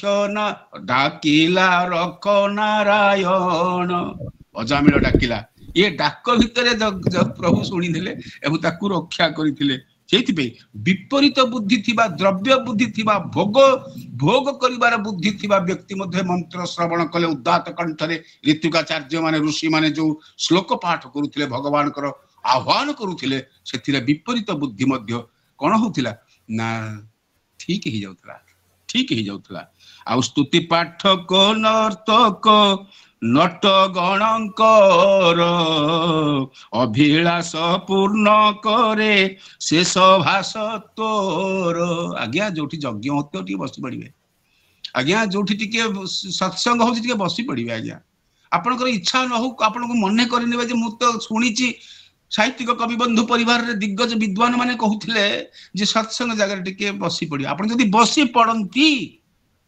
बसी पड़ंती आउ ठीक जाई परिबे नाही कारण सेठी ऋतुकाचार्य मानकर ऋषि मानकर आउ विशेष भाव रे हनुमानकर महा बजरंग वाली सेठी आविर्भूत होइचंती तुमे गले चर्चा चापुड़ा बसैबे किए पंचमुखी हनुमान कहले मु बसी पछे तू आसिलु पळुचु कोन बस सेठी कान मुड़ी की बस आपनकर इच्छा तैयारी हबो इच्छा नथिले इच्छा तैयारी हबो एची अभिलाष पूर्ण ही जाए आपण यदि अभिलाष किछि करिसेंती भगवान कहले तू कोन मागी मागिबु जे मते तू मागिलु केते मागी पारुचु ना मते 1,00,000 टका खणे दियंतु देई परिबे कहले 1,00,000 टका की कथा तू कहू 1,00,000 टका कोन ब्रह्मांड देई परिवार शक्ति मो पाखरे अछि जेते खाउथीबु सेते देउथीबी न सुखीब तोर हाथ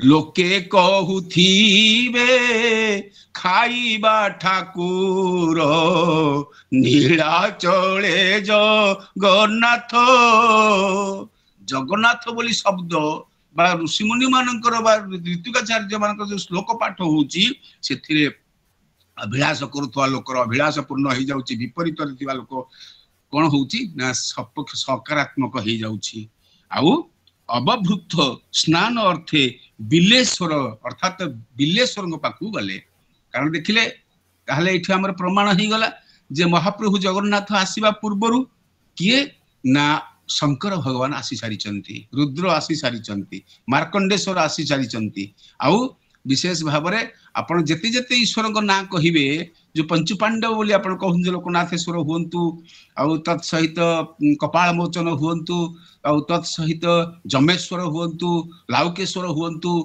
नीलकंठेश्वर हुंतु जेते ना अछि पूर्वरु आसी सारी थिले एवं यज्ञ यज्ञ पर जगन्नाथ आसीबे यज्ञ पर जगन्नाथ आसीबे किंतु इंद्रदुम्न यज्ञ सारिकी अवधूत स्नान करबा पाई जाउचंदी कोठी की ना बिलेश्वर पाखु जाउछन जोटी बिल अछि गात गोटे अछि से गात देकी पाताल को बाट अछि से बिलेश्वर पाखरे जोटी सन्निकट होची महोदधि जोठी आपनकर दारू लागिबे से स्थान को जाइचंदी स्नान करबा पाई आ समीपे नियुक्त थिले सेवक सकल आ विशेष भाव रे तांको सहित सेवक माने थिले से माने मध्य जाइचंती आम माने थिले जदि आमी जाइथिबा निश्चित भाव से समय प्रफुल्ल भाई निश्चित भाव जाइथिबे सेठी आ निश्चित भाव समस्त जाइथिबे कारण जगन्नाथ कथा सुनुचंती एते बेले जाई नथिबा ना जाइथिबा ना अरे न जाइथिले मध्य कहिले कोन भासी जाउची जे आमी निश्चित भाव समस्त जाइथिले जय जगन्नाथ से माने द्रुत बेगरे हेले उपस्थित दुई कर जोड़ी करी कहिले मंत कौन कहिले कहिले हे देव शुणिबा हेउ समुद्र तटरे एक वृक्ष देखा जाए ता अग्र ଜଳରେ ବୁଡିକି ଅଛି, ତା ଅଗ୍ରଭାଗ ଦେଖାଯାଉଛି, ଗୋଟିଏ ବୃକ୍ଷ ଦେଖାଯାଉଛି ସମୁଦ୍ର ତଟରେ। କୋଉମାନେ ଆସିକିରି କହିଲେ ନା ଦେଖିଲେ, ସେଇଠି ଆସି ପହଞ୍ଚିଲେ ଯୋଉ ସେବକ ମାନେ ଥିଲେ ତାଙ୍କ ସହିତ ଯଜ୍ଞ କାର୍ଯ୍ୟରେ ଥିଲେ, ସମସ୍ତେ ଚତୁଃପାର୍ଶ୍ୱ ଘୁରୁଥିଲେ, ସୈନ୍ୟ ସାମନ୍ତ ମଧ୍ୟ ଥିଲେ। ଏମାନେ ଆସି କହିଲେ ଆଜ୍ଞା ଆମେ ଦେଖିଲୁ ବିଲେଶ୍ୱର ସନ୍ନିକଟରେ ମହୋଦଧିରେ ଗୋଟିଏ ବୃକ୍ଷ, ତାର ଅଗ୍ରଭାଗ ଦେଖାଯାଉଛି। କିଏ କହୁଛନ୍ତି? ଜୈମିନୀ ଋଷି କହୁଛନ୍ତି। କାହାକୁ କହୁଛନ୍ତି? ଋଷି ମୁନି ମାନଙ୍କୁ ସମସ୍ତଙ୍କୁ ବତଉଛନ୍ତି ଯେ ପ୍ରଭୁ ମହାପ୍ରଭୁ ଜଗନ୍ନାଥ ଦାରୁ ବିଗ୍ରହଙ୍କର ଆବିର୍ଭାବ ଘଟିବ। ଆଉ ଜଳ ତରଙ୍ଗେ ବୁଡିଛି ତାର ମୂଳ ଦେଶ, ବୁଲିଛି ଲେଗା ହେଇଛି, ଏଟା ବୁଡିଛି, ମୂଳ ଦେଶଟା ବୁଡି ଯାଇଛି।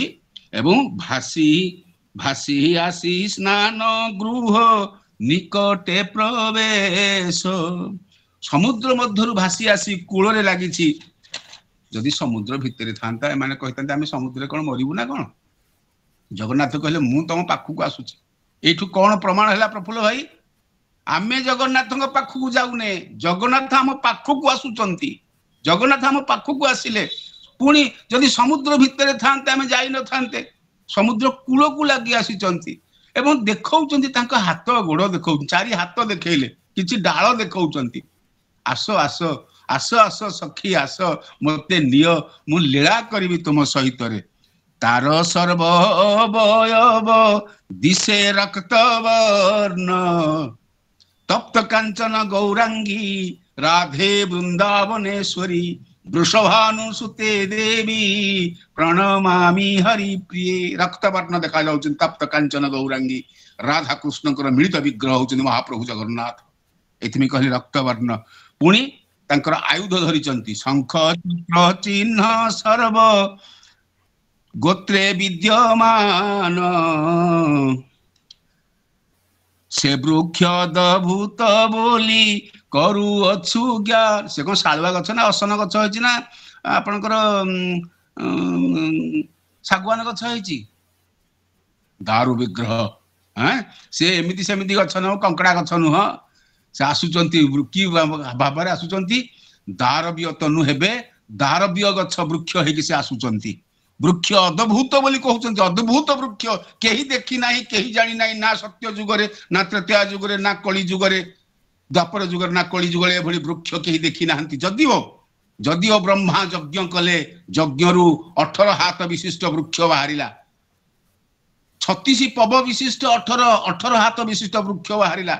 ଯୋଉ ବୃକ୍ଷରୁ କୋଦଣ୍ଡ ତିଆରି କଲେ ଏବଂ ପିନାକ ତିଆରି କଲେ, ଏବଂ ଗାଣ୍ଡିବ ତିଆରି କଲେ, 5 ଧନୁ ତିଆରି କଲେ, ରହିଗଲା ଗୋଟିଏ ହାତ, 2ଟି ପବ ବିଶିଷ୍ଟ ହାତ, ଯାହାକୁ କଲେ ସେ ମୋହନ ମୁରଲୀ। ଯୋଉ ମୋହନ ମୁରଲୀଧାରୀ ହଉଛନ୍ତି ମହାପ୍ରଭୁ ଜଗନ୍ନାଥ। ଆସୁଛନ୍ତି, କହିଲେ ଏ ବୃକ୍ଷ ସେତେବେଳେ ସତ୍ୟ ଯୁଗରେ ଦେଖା ଯାଇଥିଲା, ଏଭଳି ଆଉ ଗୋଟିଏ ବୃକ୍ଷ ଆସୁଛନ୍ତି, ସେ ବୃକ୍ଷ ଅଦ୍ଭୁତ ବୋଲି କହିବା ପରେ ତାର ଆଗମ ରାଜନ, ତାର ଆରାମ ରାଜନ କରନ୍ତୁ ସନ୍ଧାନ, ସେ ବୃକ୍ଷ ତେଜରେ ସିନ୍ଧୁ ତଟ ଆଲୋକିତ, ଯେସନେ ନବ ସୂର୍ଯ୍ୟ କି ହୋଇଛି ଉଦିତ। ପ୍ରତ୍ୟୟ ଏଇଠି ମହାପ୍ରଭୁ ଜଗନ୍ନାଥ କିଏ? ମହାପ୍ରଭୁ ଜଗନ୍ନାଥ ଅନନ୍ତ କୋଟି ସୂର୍ଯ୍ୟର ଆଲୋକ ନେଇକି ପ୍ରତିଭାତ ହଉଛନ୍ତି ପୁରୁଷୋତ୍ତମ କ୍ଷେତ୍ରରେ। ପୁରୁଷୋତ୍ତମ କ୍ଷେତ୍ରରେ ଆବିର୍ଭୂତ ହେଇଛନ୍ତି ଏବଂ ସିନ୍ଧୁ ତଟରେ ନବ ସୂର୍ଯ୍ୟ ପରି ଉଦିତ ହେଇଛନ୍ତି। କିଏ? ନା ଦାରବ ବୃକ୍ଷ ଦେଖା ଯାଉଛନ୍ତି। ଆଉ ସେ ବୃକ୍ଷ ଗନ୍ଧରେ ହୁଏ ସ୍ଥାନ ଆମୋଦିତ, ସୁଗନ୍ଧ, କସ୍ତୁରୀ ହବ ନାହିଁ, ଚନ୍ଦନ ହବ ନାହିଁ, ସୁଗନ୍ଧିତ ସ୍ୱରୂପରେ ଆସୁଛନ୍ତି ମହାପ୍ରଭୁ ଜଗନ୍ନାଥ। କୋଉଠିକି? ଆଜ୍ଞା ଦୁର୍ଗନ୍ଧ ନୁହେଁ, ଇଏ ସୁଗନ୍ଧ ପୃଥିବୀ। ଦୁର୍ଗନ୍ଧ ନୁହେଁ, କାମ କ୍ରୋଧ ଲୋଭ ମୋହ ମଦ ଆଶ୍ଚର୍ଯ୍ୟ ଭିତରେ ନକାରାତ୍ମକ ଦୃଷ୍ଟି ଥିଲେ ମଧ୍ୟ ସକାରାତ୍ମକରେ ଭଗବାନ ଆସୁଛନ୍ତି। ଆପଣଙ୍କ ମନରେ କିଛି ନଥାଉ, ସକାରାତ୍ମକରେ କୁହନ୍ତୁ ନା ଜଗନ୍ନାଥ ବୋଲି। ଜଗନ୍ନାଥ କହୁଛନ୍ତି ଯେ ଯେତେବେଳେ ସେ ଦାରୁ ଆସୁଛନ୍ତି, ସୁଗନ୍ଧିତ ହଉଛି, ନବ ସୂର୍ଯ୍ୟ ପରି ପ୍ରତିଭାତ ହଉଛନ୍ତି। ସେ ସାଧାରଣ ବୃକ୍ଷ ନୁହେଁ, ଦେବ ବୃକ୍ଷ ବୋଲି କୁହାହଉଛି।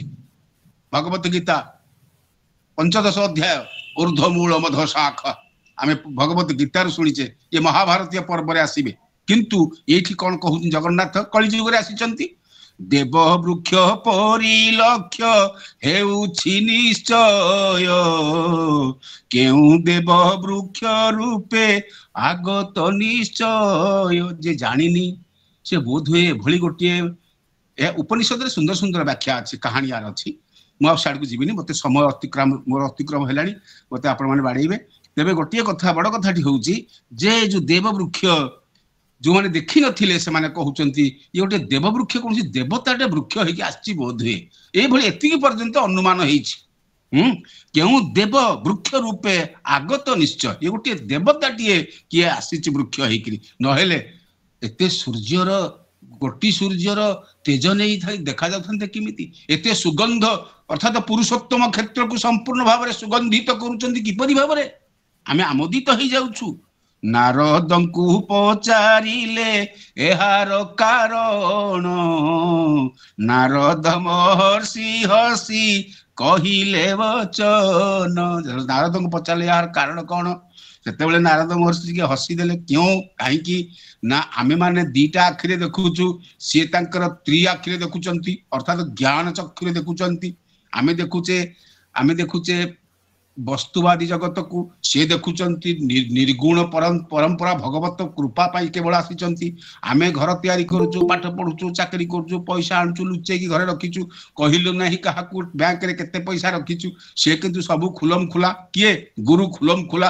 ନାରଦ ମହର୍ଷି ହସିଦେଲେ, କାରଣ ସେ ଭଗବାନଙ୍କର ଏ ଯୋଉ ଗତି ହବ, ଯୋଉ ପ୍ରକାଶମାନ ରୂପ ହବ, ମହତତ୍ଵ ପରେ ପ୍ରକାଶମାନ ରୂପ, ଏଇ ପ୍ରକାଶମାନ ରୂପକୁ ଆସୁଛନ୍ତି ନାରଦ ମହର୍ଷି ଜାଣିକିରି କହିଲେ, ଶୀଘ୍ର ପୂର୍ଣ୍ଣାହୁତି ଦାନ କରନ୍ତୁ ରାଜନ, ତୁମ୍ଭର ସୌଭାଗ୍ୟ କାଳ ହେଲା, କହିଲେ ତୁମ୍ଭର ସୌଭାଗ୍ୟ କାଳ ହେଲା ଉପସ୍ଥିତ, ସ୍ୱପ୍ନରେ ଯେ ବିଷ୍ଣୁ ମୂର୍ତ୍ତି କରିବା ସାକ୍ଷାତ।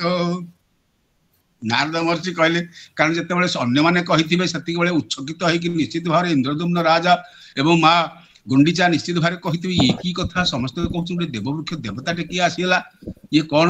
ହସିଦେଲେ। ହସିଦେଇକି କହୁଛନ୍ତି, ତୁମେ ଯେତେ ଉଜ୍ଜୟିନୀରୁ ଆସିଲା ବେଳେ ଶିପ୍ରା ନଈ ଦେଇକରି ଯେତେ କଙ୍କରିଳ ପଥରେ ଗତି କରିକି ଆସିଛ ଏବଂ ଚାହୁଁଥିଲ ନୀଳମଣି ବିଗ୍ରହକୁ ଦର୍ଶନ କରିବା ପାଇଁ, ନୀଳମାଧବକୁ ଦେଖି ପାରିଲନି, ହତୋତ୍ସାହ ହେଇଥିଲ, ଯେତେ ଦୁଃଖ ପାଇଥିଲ, ଦୁଃଖର ରାତି ପାହି ଯାଇଛି ଇନ୍ଦ୍ରଦ୍ୟୁମ୍ନ, ଦୁଃଖର ରାତ୍ରି ପାହି ଯାଇଛି। ଆଉ ତୁମେ ଯୋଉ ସ୍ୱପ୍ନରେ ଦେଖିଥିଲ ବିଷ୍ଣୁ ମୂର୍ତ୍ତି, ସେ ଦାରବ ତନୁ ହେଇକିରି, ଦାରବୀୟ ମୂର୍ତ୍ତି ହେଇକିରି ଆସିଛନ୍ତି। ଯାହାଙ୍କ ଅଙ୍ଗରୁ ରୋମ ହୋଇଲେ ସ୍ଖଳିତ, ତରୁ ରୂପ ଧରି ଶୋଭା ପାଉଛି ଏମନ୍ତ। ସିଏ ହଉଛି ଭଗବାନଙ୍କର ଲୋମ, ଯୋଉ ଲୋମରୁ ଯେମିତି ଅଣ୍ଡରୁ ଅଣ୍ଡଜ, ଯେମିତି ଅଣ୍ଡରୁ ବ୍ରହ୍ମାଣ୍ଡ ଭଗବାନଙ୍କର, ଇଏ ମହାପ୍ରଭୁ ଜଗନ୍ନାଥ ଲୋମରୁ ଦାରବ ହେଇଛନ୍ତି, ଦାରୁ ହେଇଛନ୍ତି। ଆଉ ଭକ୍ତ ବତ୍ସଳ ମାଧବ ସ୍ଥାଣୁ ରୂପ ହେଲେ ବୃକ୍ଷ ରୂପ ଧରିଛନ୍ତି। ଗଛ କଥା କହୁଛି କି ଆଜ୍ଞା? ଆମେ ଦେଖିବାକୁ ଗଛ କଥା କହୁନି, କିନ୍ତୁ ଗଛ କଥା କହେ ଆଜ୍ଞା। ଆମ ଆଖିରେ ଯଦି ଏ ପଥର, ମୁଁ ଗୋଟେ ଶୁଣୁଥିଲି ଆଜି, ଜଣେ ଭଦ୍ରଲୋକ, ଜଣେ ବିରାଟ ସାହିତ୍ୟିକ କହୁଥିଲେ, କହିଲେ ମା କାଳୀ ମୂର୍ତ୍ତି ଦେଖିକିରି ମୁଁ ପଚାରିଲି, ମା କାଳୀ ମୂର୍ତ୍ତିକି ପଚାରିଲି, ତୁ ତ ବସିଛୁ ଲୋକମାନଙ୍କ କଥା ଶୁଣୁଛୁ କି ନ ଶୁଣୁଛୁ, ତୁ ସତ କି ମିଛ କହ, ଯଦି 2 ଘଣ୍ଟା ଭିତରେ କହିଦେବୁ ତୁ ସତ, ଠିଆ ହେଇଯିବୁ ମୋ ସାମ୍ନାରେ। କିଏ କହୁଥିଲେ? ଶାନ୍ତନୁ ଆଚାର୍ଯ୍ୟ କହୁଥିଲେ। ଶାନ୍ତନୁ ଆଚାର୍ଯ୍ୟଙ୍କ କଥାଟା ଆପଣଙ୍କୁ କହୁଛି, ବିଶିଷ୍ଟ ଔପନ୍ୟାସିକ, ବିଶିଷ୍ଟ ବୈଜ୍ଞାନିକ। କହିଲେ ଯୋଉ ମା ତୁ ଯଦି ମୋ ସାମ୍ନାରେ 2 ଘଣ୍ଟା ଭିତରେ କିଛି ତୋର ଅଲୌକିକ ଦେଖେଇବୁ, ଦେଖା, ନହେଲେ ଠେଙ୍ଗା ଧରିଛି ତ ମୁଣ୍ଡକୁ ପାହାରେ ଦେବି। 2 ଘଣ୍ଟା ଭିତରେ କିଛି ହେଲା ନାହିଁ, ମୁଣ୍ଡକୁ ପାହାରେ ଦେଲେ ଭାଙ୍ଗିକି ଚୁରମାର ହେଇଗଲା। କଣ ନା ଦେବୀ ମୂର୍ତ୍ତି ବାହାରେ। ସେ କହିଲେ ସେ ଦେବୀ ମୂର୍ତ୍ତି ହେଇଗଲା, ସମସ୍ତେ କହିଲେ ଧର୍ମ ଛଡା ଇତ୍ୟାଦି କହିଲେ। ଯେତେବେଳେ ସେ ଭାଙ୍ଗି ଯାଇଥିବା ସିନ୍ଦୁରକୁ ଛୁଇଁ ଦେଲେ, ସିନ୍ଦୁର ଭିତରେ ଦେଖିଲେ ତାଙ୍କ ମାର ଟିପ ଚିହ୍ନ, ତାଙ୍କ ଜେଜେମାର ଟିପ ଚିହ୍ନ, ଗାଁର ସ୍ତ୍ରୀ ଲୋକମାନଙ୍କ ସମସ୍ତଙ୍କ ଟିପ ଚିହ୍ନ। କହିଲେ ଏଇଠି ହିଁ ମୋ ମା ମାନେ ଅଛନ୍ତି, ଅର୍ଥାତ ମୋ ମା କାଳୀ ଅଛନ୍ତି। अंशावतार स्वरूपे जात पृथ्वी नरपति तुम्भे अट पुरुष रतन तुम्भ बिना पृथ्वी रे नाही अन्य जन एक अद्वितीय नर हो तुम्हें तुम ही जेमिति भगवान श्रीकृष्ण ये गोटे गर्भ चाहिए जो प्रकट हाँ सी होती किए ना सी होती देवकी भगवान मर्यादा पुरुषोत्तम रामचंद्र एभली गोटे गर्भ चाहिए जो गर्भ होउचंदी माँ कौशल्या एवं ठीक से भली भाव में भगवान आसीबे आसीबे कपिल मुनि भाव में आसीबे से आसिले देवहूति को गर्भ से चाहिए आसवा ठीक से भली भाव में ये भली गोटे गर्भ चाहिए भगवान जगन्नाथ आसवा ये कौ गर्भटी किए ना गर्भ होची पुरुषोत्तम क्षेत्र रे से आसुचंती कहले तुम्भ बिना पृथ्वी रे नाही अन्य जन तुम पाई आसुचंती तुम्हें होचो भगीरथ तुम पाई जेमिति भगीरथ पाई जेमिति गंगा स्वर्ग गंगा अवतरण करूचंती तुम पाई महाप्रभु जगन्नाथ स्वयं किए ना जे होचंती परिपूर्णतम अवतार से परिपूर्ण 32 कला युक्त से आसुचंती अवतरण करूचंती ए वृक्ष को जेउ जन करिव दर्शन ए जो वृक्ष को जे देखि दब वृक्ष कहले महाप्रभु जगन्नाथ लिंबदारु रे हिचंती तांकु अर्थात जगन्नाथ को जे दर्शन करिदब सतरे देखिदब किंतु तुम्भ भाग्ये सर्वे करिवे दर्शन हे इंद्रदुम्न राजा तुम्हें होचो सही सौभाग्यवान राजा तुम द्वारा ही जगतर कल्याण होउछ तुम्हें धार्मिक राजा एवं ताहंकर पाप राशि होइब दहन जे महाप्रभु जगन्नाथ को दर्शन करिछि तत्क्षणात तार पाप दहन हिच पाप दहन अर्थात दारू कहले जे विधारण करती अर्थात प्रत्येक मनुष्य भितर थिबा पाप ताप समस्या जंत्रणा टेंशन पेंशन जेते अछि महाप्रभु जगन्नाथ को दर्शन कले विधारण से करती से ना होची दारू एथि ताहंकर पाप राशि होइब दहन पोड़ी पाउंस होई जीव दहन केते पाप करिवु तू थरे जगन्नाथ कहो ना जेमिति कहा जाए जे पापी कृष्ण नाम रे पाप क्षय जेते पापी न करी पारे पाप तेते एमती गोटे वाक्य अछि अर्थात नाम महात्म्यटा कृष्ण नाम रे जगन्नाथ नाम रे एते महात्म्य अछि थरे नियंतु ना मन रे एथि कहल नारद कहंती नरपति धीरे सुन सिंधु तीरे अवभृत स्नान करी शेष महती वेदी निर्माण करंतु अवश्य जोटा रत्न सिंहासन ताकू कहंती वेदी पुणी जोठी हेबे दारू आसीबे जोठी तैयारी हेबे अर्थात जहाँ को कहउचंती आमे कहूचे जहाँ को आमे कहूचे कौन ना गुंडीचा मंदिर बोली कहूचे अब जहाँ को कहूचे रास मंडप बोली मध्य कहूचे रास मंडप बोली कहूचे कारण भगवान श्री कृष्ण और राधाराणी मिलित विग्रह होचंती दारव तनु महाप्रभु जगन्नाथ तेणुकर सी जोठी सृष्टि हेबे से जगह से स्थानटी रे वेदी निर्माण कर जोठी की वर्षक थरे आसंती नवदिनात्मक यात्रा आसंती बड़ औत्सुक होगी थांती केतेबेले जीवी रास मंडप रे रास करी एठी तो ऐश्वर्य लीला बसी एठी माधुर्य लीला हेले मध्य मु मोर प्रेम अछि वृंदावन रे अर्थात गुंडीचा मा मंदिर होची वृंदावन से वृंदावन को आसिया पे से औत्सुक होगी आसंती लोक मान सहित कलाकृत होंती तांको कालिया मुह बिलबिला हो जाए तांको मुंडरू के फूल छड़े नहीं कौन करे दाउ टिकणा नाही एते अपनार ठाकुर होचंदी महाप्रभु जगन्नाथ जे परिपूर्ण अवतार एवं तरु रूपे यज्ञेश्वर को जे तही नहीं स्थापन करंतु उत्सव रे नरसाई उत्सव करके देबे आज्ञा जेमती आमे कहू महाप्रभु अमुक लीला हब आज्ञामाଳ आसीबो बाजा बाजिबो रोषणी हब आज्ञामाଳ हेई महोत्सव हब महोत्सव हेइकरी तांकर कार्य बा अनुष्ठान हब तापर स्थापन हो बोली नारद महर्षि गुरु कहिचंती नारद ऋषि नृपति नुहे परस्पर नारद ऋषि नृपति दुहे परस्पर ए दुहे गुरु शिष्य नारद एवं राजा इंद्रदुम्न वाक्यालाप करिगले समुद्र तट को वृक्ष रूप माधव को एटी कहीदेले जो वृक्ष से वृक्ष रूपी माधव को दर्शन कले महासमारोह रे आनिले एवं समुद्र तीर रे जाई उपस्थित हेले दारू रूपी ब्रह्म को से दर्शन करिले दुहे जीवन मुक्त जन्म सार्थक मळिले जीवनर प्रथम प्रधान कार्य जीवन मुक्त हवा अर्थात जीव आध्यात्मिक आदि भौतिक आदि दैविक ताप को हरई दब ताहाले से जीवन मुक्त हब एवं जेमिति आमे गाधौ से भली ज्ञानाग्नि दग्ध कर्माणि अर्थात ज्ञान अग्नि द्वारा भीतर को जे विधौत करे ताकू कहंती अंतस्नान जे करे सी जीवन मुक्त हुए जे भोग रे नुहे त्याग करे तृतीय कथा सी होची जीवन मुक्त देख ए मोहर शरीर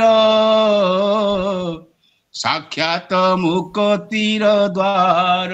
अवधूत अर्थात अलंकार नथिला, रजा पुओ कृष्णकर भाई सबु किछि हेले मध्य सबु किछि छाड़ी देले, अवधूत हो गले। से अवधूत स्नान होउचंती। आनंद सागरे राजा निमज्जित हेले, स्वप्न काले चतुर्भुज मूर्ति दर्शन करिथिले सेही परि राजा इंद्रद्युम्न। जो जहां जो नीलमणि विग्रह जो माधव मूर्ति दर्शन करने आसीथिले एबे एबे कौन कले ना से जो स्वप्न देखिथिले, जो स्वप्न को दैतापति माने स्वप्नावती मंत्र पाठ करी कोठी दारू अछि खोजिबा को जानती काकटपुर मंगला पाखकू एवं सेठी सेही स्वप्नावती मंत्र द्वारा स्वप्न द्वारा आवृत हेई सेमानक भितरे आसे जे एठी अछि से दारू संधान करंती। ठीक से भलिया स्वप्न काले चतुर्भुज मूर्ति दर्शन करिथिले जेउ परि राजा इंद्रद्युम्न, सेही परि चतुर्भुज तुल्य चतुशाखा समन्वित चारिटी शाखा देखा जाउथला। ए वृक्षर मूल बुड़ी की थिला पानी भितरे कोठी ना उदधीरे अर्थात अर्थात महोद धीरे बुड़ीकी थिला। चारिटा हाथ केवल देखा जाउथला, शंख चक्र गदा पद्म। ताको किए देखिले ना जेबे भगवान जगन्नाथ आसुचंती पृथ्वी पृष्ठ को आसुचंती आज्ञा एबे नुहम आपण कोन कहउचंती कलिजुग केते कलिजुग गलानी, केते सत्यजुग गलानी, केते द्वापर गलानी, केते त्रेता गलानी। काहे को जुगरु वेद जेमती कहिछि नेति नेति बोली कहिछि सेही कालर महाप्रभु जगन्नाथ पुरुषोत्तम क्षेत्र में आविर्भूत होइचंती, दारू रूप आसीचंती एवं वृक्षराज को दर्शन करी हेले तृप्त।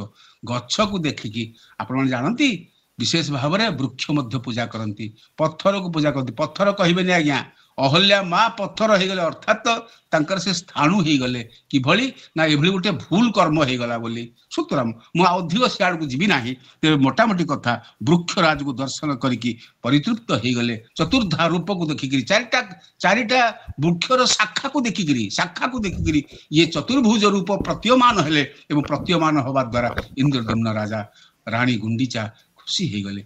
यही आसुचंती प्रभु एवं निजर जे परिश्रम सफल मणिले। आपण पुरी रे यज्ञ कले सफल हैला बोली आनंद कले ना। आपण आपण अनुष्ठान करिवेनी कहबे आमे खुशी हबो, केमती हबो? आपण पॉकेट रु 2 टंका काढिबेनी कहबे जे जाहो आपण करले भल होला। आपण कोन कले? आपण करिवे केवल केवल केवल प्रणति मा करिवो, मु कोन करिवि? सेठी अनुष्ठान रे समस्ते जोग देइचंती। आमे जानुचे स्कंद पुराण 18 अध्याय जानुचे स्वर्ग मर्त्य पाताल तिन्नी पुर लोक स्तब्ध होइकिरी आसीचंती योगदान करिचंती। टिकी हेले करुणा मिली जीव तो, टिकी हेले तो मते मिली जीव सेतिरु। मु तो जीवन सारा भितर आहार निद्रा भय मैथुन चतुर चारिटी भोग भितर अछि। टिकी तो हेले मिली जीव, गोटे सेकेंड हेले तो मिली जीव, गोटे मुहूर्त हेले तो मते समय मिली जीव। ता पाखरे निजर जे परिश्रम सफल मणिले माधव को न देखिबा दुख दूर कले। जो कथा से देखिथिले जो उभान हो जाइचंती नीलमाधव, जो दुख थिला से दुख ए चारि वृक्षर चारिटी शाखा को देखिकरी इंद्रद्युम्न राजांकर आनंद आसी गला, दुख हटी गला।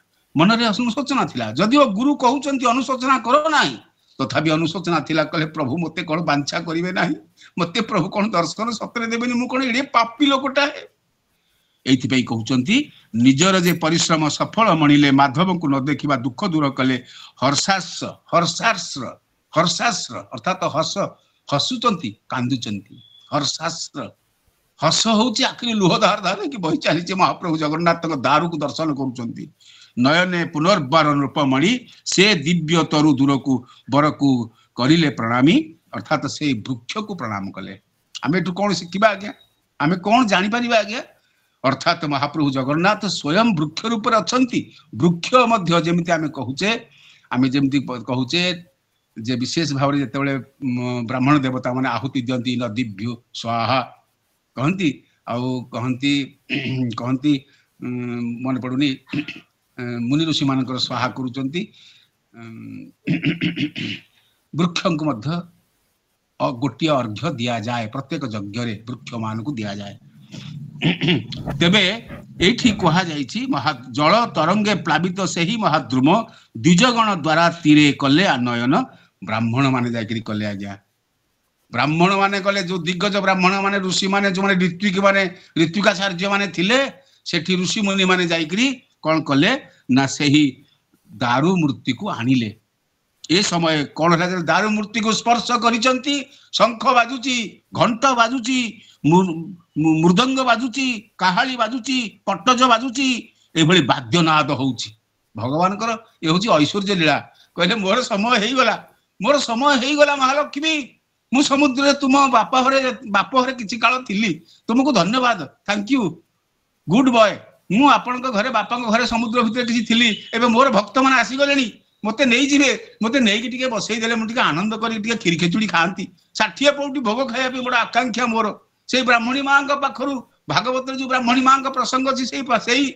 उच्चिष्ट लीला रे टिके मु टिके रहिबी एथिबी कहले से मनीष शुणुची महाप्रभु जगन्नाथ नाम देवता माने सेमिति अन्याय करछंती कोन कथा शुणी नांती स्कंद पुराण लिखा अछि पृथिव्याम गोपित स्थानम तब चापि सुदुर्लभम सुरासुराणां दुर्गेय मायया आच्छादित मम बोले मु आच्छादित करछि ना सुर ना असुर याकु मते केही देखि पारि नांती जानि पारि नांती मो संपर्क रे सुर बने देवता कि असुर स्कंद पुराण ठीक सही भली भाबरे एठी पूर्ण जौवन षोडशी बारांगना गण रत्न दंड चामर रे करिले व्यंजन जीए समाजरू विशेष भाव रे भर्चित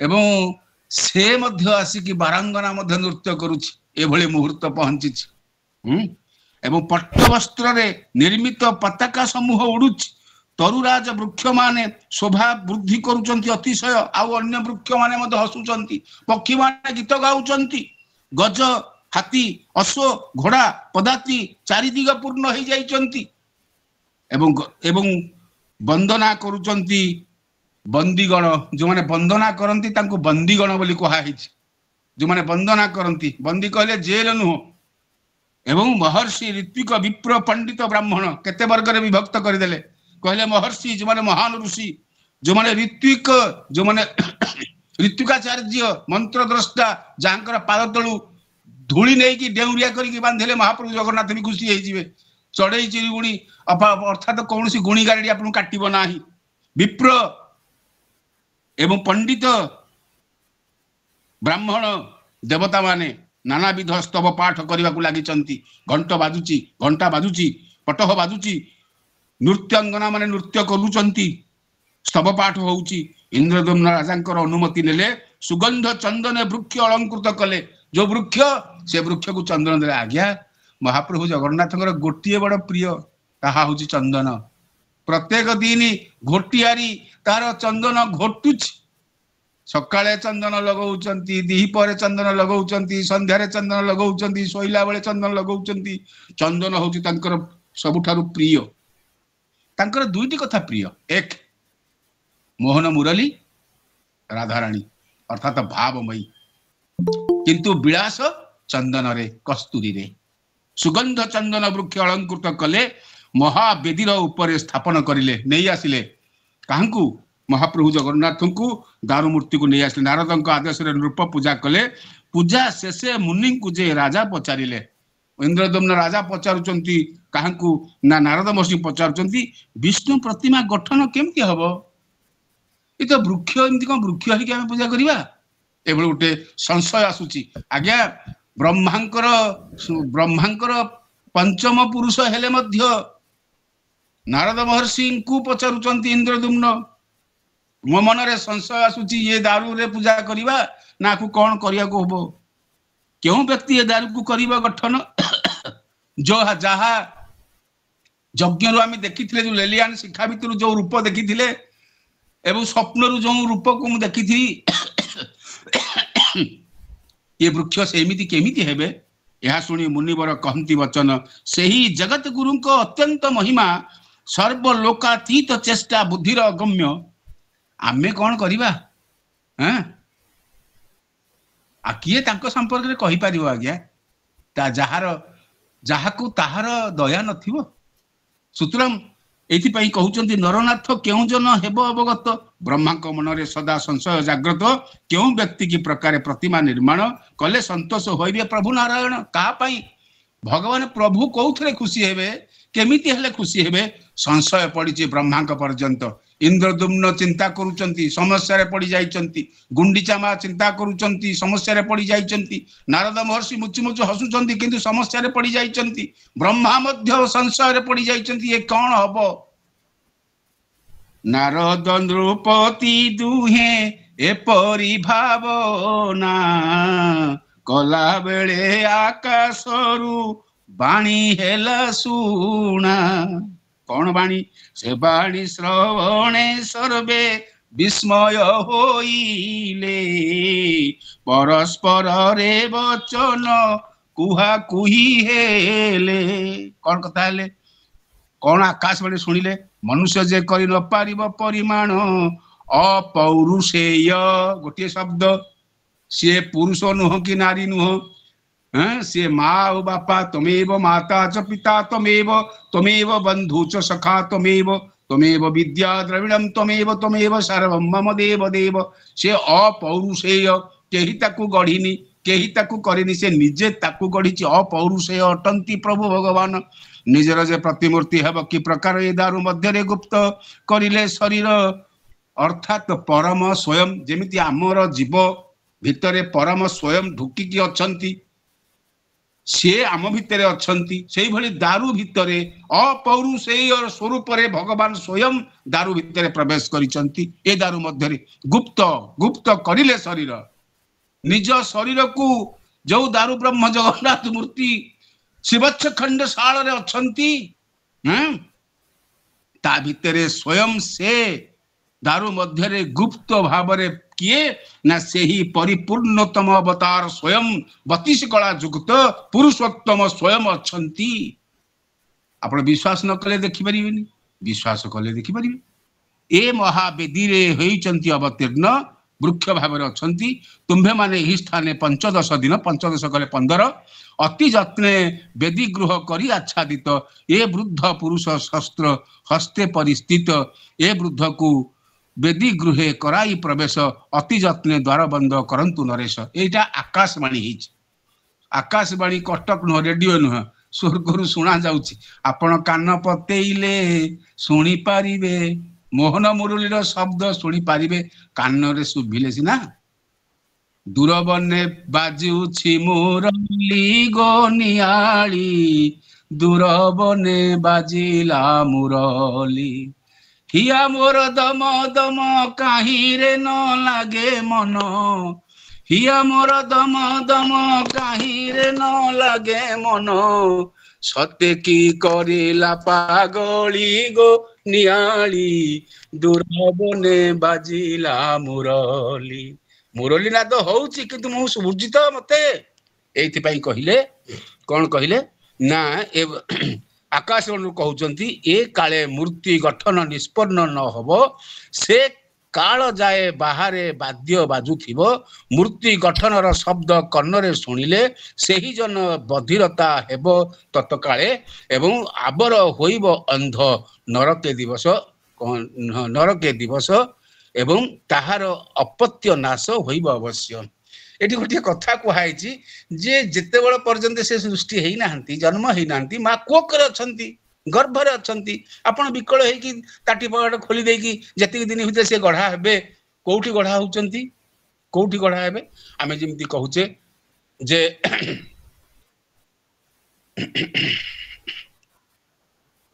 मा गर्भ भितर जेते संतान छुआ थाए जन्म हेई न थाए बड़ माया भी जीवन है कहारी दिने न भजु राम कृष्ण श्रीहरि जेते बेले माता गर्भे हेलु संचार अणाकार भूमि से तो नहीं आकार प्रथम मासे तुझे हेलु धवल वर्ण द्वितीय मासे तुझे जले जे सनेम।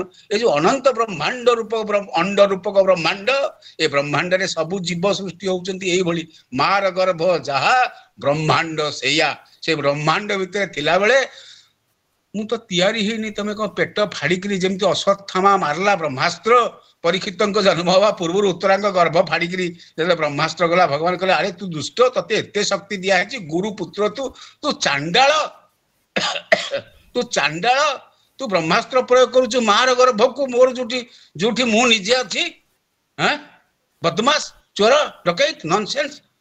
भगवान कहले मु चक्र पेशिले कहले रक्षा करूची रह व्यस्त होना, तू कौन कर पांडवा करी धरणी। ये भगवान कहले जे अति जत्ने द्वार बंद करंतु नरेश, हे राजा इंद्रदम्न द्वार बंद कर दियो। आ सेई काल रे मूर्ति गठन काल रे कहीं द्वार खोलिबनी, देखिले कौन हबो ना विशेष भाव रे बधिर होई जीव, आखि फुटी जीव आ बधिर होई जीव। ए भली गोटे दुईटी कसन दिया है, अर्थात माँ तो दुर्गा मांकर शक्ति माँ मानकर एवं तत्सहित भगवान जिते गुप्त लीला हुए, गुप्त अवकाश हुए, से दर्शन करने कथा। मोर दुर्भाग्य मो आज मन पड़ुची कहीदे साहित्यिक कविबंधु परिवार रे राति हो जाइए, बड़ दुखरे मुझे जाए जगन्नाथ मंदिर भितर को, सबू लोक फांका हो गले राति 9:30 बड़ बड़ करुण अवस्था थाए। से माँ विमला मंदिर को गली, से माँ स्नान करुच्ची, मनरे आसला मार ये स्नान समय माँ को दर्शन करने उचित, हम तो पशि आसी एवं सेठी जो ब्राह्मण जो माने पूजक थिले सेमाने मते मते कहीं मना करूना, मुझे प्रणाम टी कर देके आसिली, मन कथा मन रहिला। किंतु मार स्नान काल रे मु माँ को दर्शन करिछि, मोर यदि पाप ही थे माँ तू क्षमा कर दबो। जगन्नाथ मंदिर एभली घटना घटिछि केते बार नुहे, से थर ठार मु जतले तांकर गुप्त लीला गुप्त अवकाश हुए तांको दर्शन करबा उचित नुहे। से समय एइथि कहउचंती आबर होइबो अंध नरके निवास, नरकवास होई जीवो तांकर गुप्त लीला संपर्क हेले जेते बेले हबो साहण मेला सेते बेले आपण जिबे। तांकर गोटे संपूर्ण सबकिछि गोटे नियम नीति में चली ना, आ ताहार अपत्य नाश होइब अवश्य, सबकिछि नाश होई जीवो। गठन गृहे प्रवेश केही न करिवो, गठन अर्थात जेते बेले दारू मूर्ति महाप्रभु जगन्नाथ रे परिणत हेबे, सेही समय केही देखिबेनी, केही जानिबेनी, केही कबाट खोलिबेनी। ए भली अनेक कथा शून्य बाणीरू कहिचंती। जे जन दर्शनकारी जे अंध हेब तो अतएव प्रतिमूर्ति निर्माण संपन्न न हेबा जाए कदापि न कर दर्शन। मूर्ति निर्माण हवा पर्यंत दर्शन करिवे नाही बोली शून्यवाणी रे आकाशवाणी रे कहिले। नरपति तुम कर्तव्य रे उपदेश देवे स्वयं सनातन हेब देव हृषिकेश, सर्वलोक सुख कर से कार्य निश्चय संपादन करिवटी आहे महाशय। सब किछि कार्य संपादन हब, व्यस्त होना। नारद प्रभुति श्रवण करिले स्वप्न विषय मनरे चिंता करुथिले, ए समय उपस्थित से वृद्ध पुरुष। जो वृद्ध पुरुष आसिले बोली शून्यवाणी होइथिला, से वृद्ध पुरुष आसिले नरपतिंक निकटे होइले प्रवेश। कहिले हे राजा स्वप्ने जे मूर्ति दर्शन करिथिले सेही मूर्ति करिबी निर्माण। जहा जो मूर्ति तुम्हें देखिथिल सेमिति मूर्ति ए दारू रे मु तैयारी करिबी। मनुष्यंक प्रतारणा करिबा निमित्त वेदी मध्ये वृद्ध होई गले अंतर्हित, से वेदी मध्ये से प्रवेश कले कुआडे गले ठिकड़ा नाही। स्कंद पुराण उकत, ये स्कंद पुराण रे कहा जायछि उत्कल खंड रे 18 छांद शेष उत्कल भाषा रे निराकार निरंजन निर्लोप निर्गुण त्रिगुण रज्जु करे धरी मृगी न चाहे नरहरी। आज्ञा हम बोपार कौन जाइछि, सी तार आसो सी तो हम आम आनंद करवा। भगवान कहले तोर खाइबा दरकार प्रसाद पाइबू, तू एते व्यस्त एते विव्रत कहीं होचु। सुतराम ट्रेन रे बसिक ट्रंक मुंडे की बहिचु क्यों? वाय मु अच्छी परा पुरुषोत्तम क्षेत्र अच्छी प्रफुल्ल भाई अरे मु अच्छी पूरा एथि कहले निराकार निरंजन निर्लोप निर्गुण सगुण रे दारु ब्रह्म रूपे विद्यमान मु निर्गुण रे निराकार मु निर्गुण रे निरंजन मु निर्गुण रे निर्लेप किंतु सगुण रे मु दारु ब्रह्म रूपी जी दारु ब्रह्म से होउचंती निर्गुण निर्लोप निरंजन निराकार पुरुष एवं कहले नीलाचले प्रभु नित्य लीला विस्तारी ये सूचना आगु को बहुत कथा अछि नीलाचले प्रभु नित्य लीला विस्तारी भक्त जन को तुम्भे मुक्त करी देव एथिरे जदि आपण दया सिंधु हेवे अभक्त जने संघा संसारे आउ की करीवे दया सिंधुरु जे दया बिंदु करी दान केवल करुणा टिके चाहूचु आपण टिके करुणा केवल करिवे आउ अभक्त जन मानकु करी कर परित्राण दया सिंधुरु जे दया बिंदु करी दान जे भक्त जे करुनी जे करुची ताकू जेतिकी दया करिवे जे करुनी जे आज साहित्यिक कविबंधु परिवार नाही ताकू मध्य अधिक करी आपण करुणा प्रदान करिवे बोली किए ना जैमिनी महर्षि कहउचंती एवं कहले अभक्त जन कहले दया निधि एही नाम सार्थक होइबो दया बिंदु हरिहर पाई धन्य हेबो हरिहर जने व्यक्ति जे अनुवाद 14 अक्षर करिसंती इति श्री स्कंद पुराणे उत्कल खंडे सहस्राश्वमेध जाग वर्णने इंद्रदुम्न दारु मूर्ति आनयने नाम अष्टादशोऽध्याय यत्र जोगेश्वर कृष्ण यत्र पार्थ धनुर्धर तत्र श्री विजय भूति ध्रुवानीति मति मम हरि ओम तत्सत् हरि ओम तत्सत् हरि ओम ओम नमो भगवते वासुदेवाय प्रणाम प्रणाम प्रणाम आज्ञा प्रणाम बहुत समय ले जाई आपण से अनुसार मते क्षमा कर देबे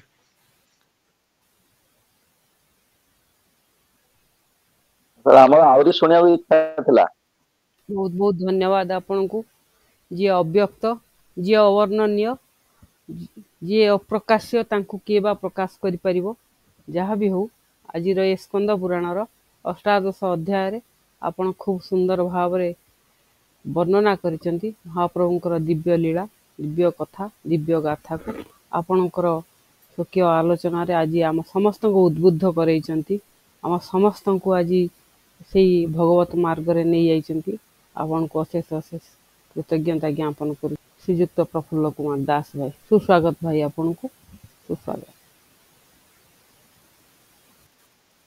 श्रीयुक्त देवेंद्र कुमार नायक महोदय संचालिका तथा संपादिका श्रीमती प्रणति महापात्र महोदय आज सत्संग रे उपस्थित मूर्धन्य पंडित मंडली एवं एही कार्यक्रम रे उपस्थित आमर परिवार उपदेष्टा मंडली समस्त कर्मकर्ता सदस्य सदस्य तथा समस्त ज्ञानी गुणी सज्जन मंडली को मोर भक्तिपूत प्रणाम आज जो आलोचना होउथला से प्रभुंकर कथा जहाँ भी कहूले से तो अवर्णनीय अव्यक्त परम ब्रह्म परात्पर जे तांकर कथा बा किए कहि परिबो तबे निजर अनुभूतिर कथा जहाँ निज कथा सीटा को निजे निजे निजे जे मर्मे मर्मे अनुभव करछंती से भलिया एक गोटे दुटा कथा मु मोर कहबी निश्चित भाव तो तांकर तो अनुभव अनेक तबे साधारण भाव रे मु जा अनुभव करछि से विषय रे मु आपन आगे कहबी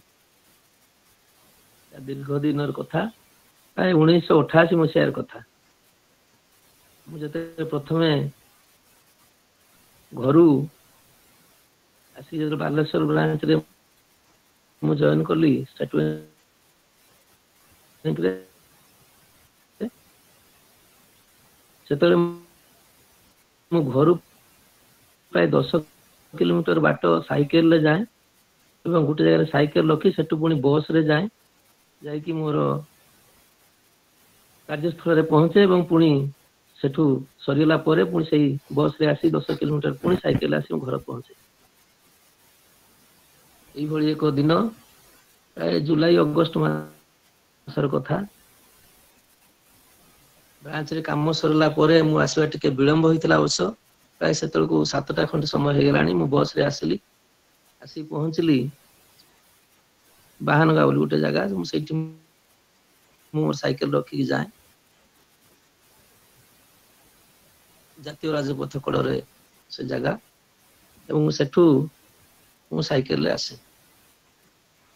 ସେଦିନ ବାଲେଶ୍ୱରରୁ ବାହାରିଲା ବେଳକୁ ଟିକେ ମେଘ ଘୋଟି ଆସିଲାଣି। ଜୁଲାଇ ଅଗଷ୍ଟ ମାସର କଥା, ପ୍ରାୟ ସେତେବେଳେ ବର୍ଷା ଦିନ ଆସି ଯାଇଥାଏ। ସେଠୁ ଆସି ବସରୁ ଓହ୍ଲେଇକି ମୁଁ ଗଲି ସାଇକେଲ ଆଣିବା ପାଇଁ। ସାଇକେଲ ଧରିକି ବାହାରିଲା ବେଳକୁ ଅନ୍ଧାର ହେଇଯାଇଥାଏ। ପ୍ରାୟ କଳାହାଣ୍ଡିଆ ମେଘ ଘୋଟି ଯାଇଥାଏ ଚତୁଃପାର୍ଶ୍ୱରେ। ଆକାଶ ପୁରା ମେଘାଚ୍ଛନ୍ନ, ବିଜୁ ଘଡ଼ଘଡ଼ି ଆରମ୍ଭ ହେଇଗଲାଣି। ସେ ଯୋଉ 10 କିଲୋମିଟର ବାଟରେ ପ୍ରାୟ 7 କିଲୋମିଟର ବାଟ ନିର୍ଜନ ରାସ୍ତା, ବିଲ ମଝିରେ ରାସ୍ତା, କଳାହାଣ୍ଡିଆ ମେଘ। ମୁଁ ଭାବୁଥାଏ କେତେ ଶୀଘ୍ର ଯାଇକି ମୁଁ ଘରେ ପହଞ୍ଚି ପାରିବି। ଏହି କଥା ଚିନ୍ତା କରିକି ମୁଁ ବହୁତ ଜୋରରେ ସାଇକେଲ ଚଲାଇବାକୁ ଆରମ୍ଭ କଲି, ଯେ ଯେତେ ଶୀଘ୍ର ମୁଁ ଯାଇକି ଘରେ ପହଞ୍ଚିଯିବି। କିନ୍ତୁ ଏମିତି ଦୁର୍ଯୋଗ ଯେ ମୋର ସେ ସାଇକେଲରୁ ବାରମ୍ବାର ଚେନ୍ ଖସୁଥାଏ।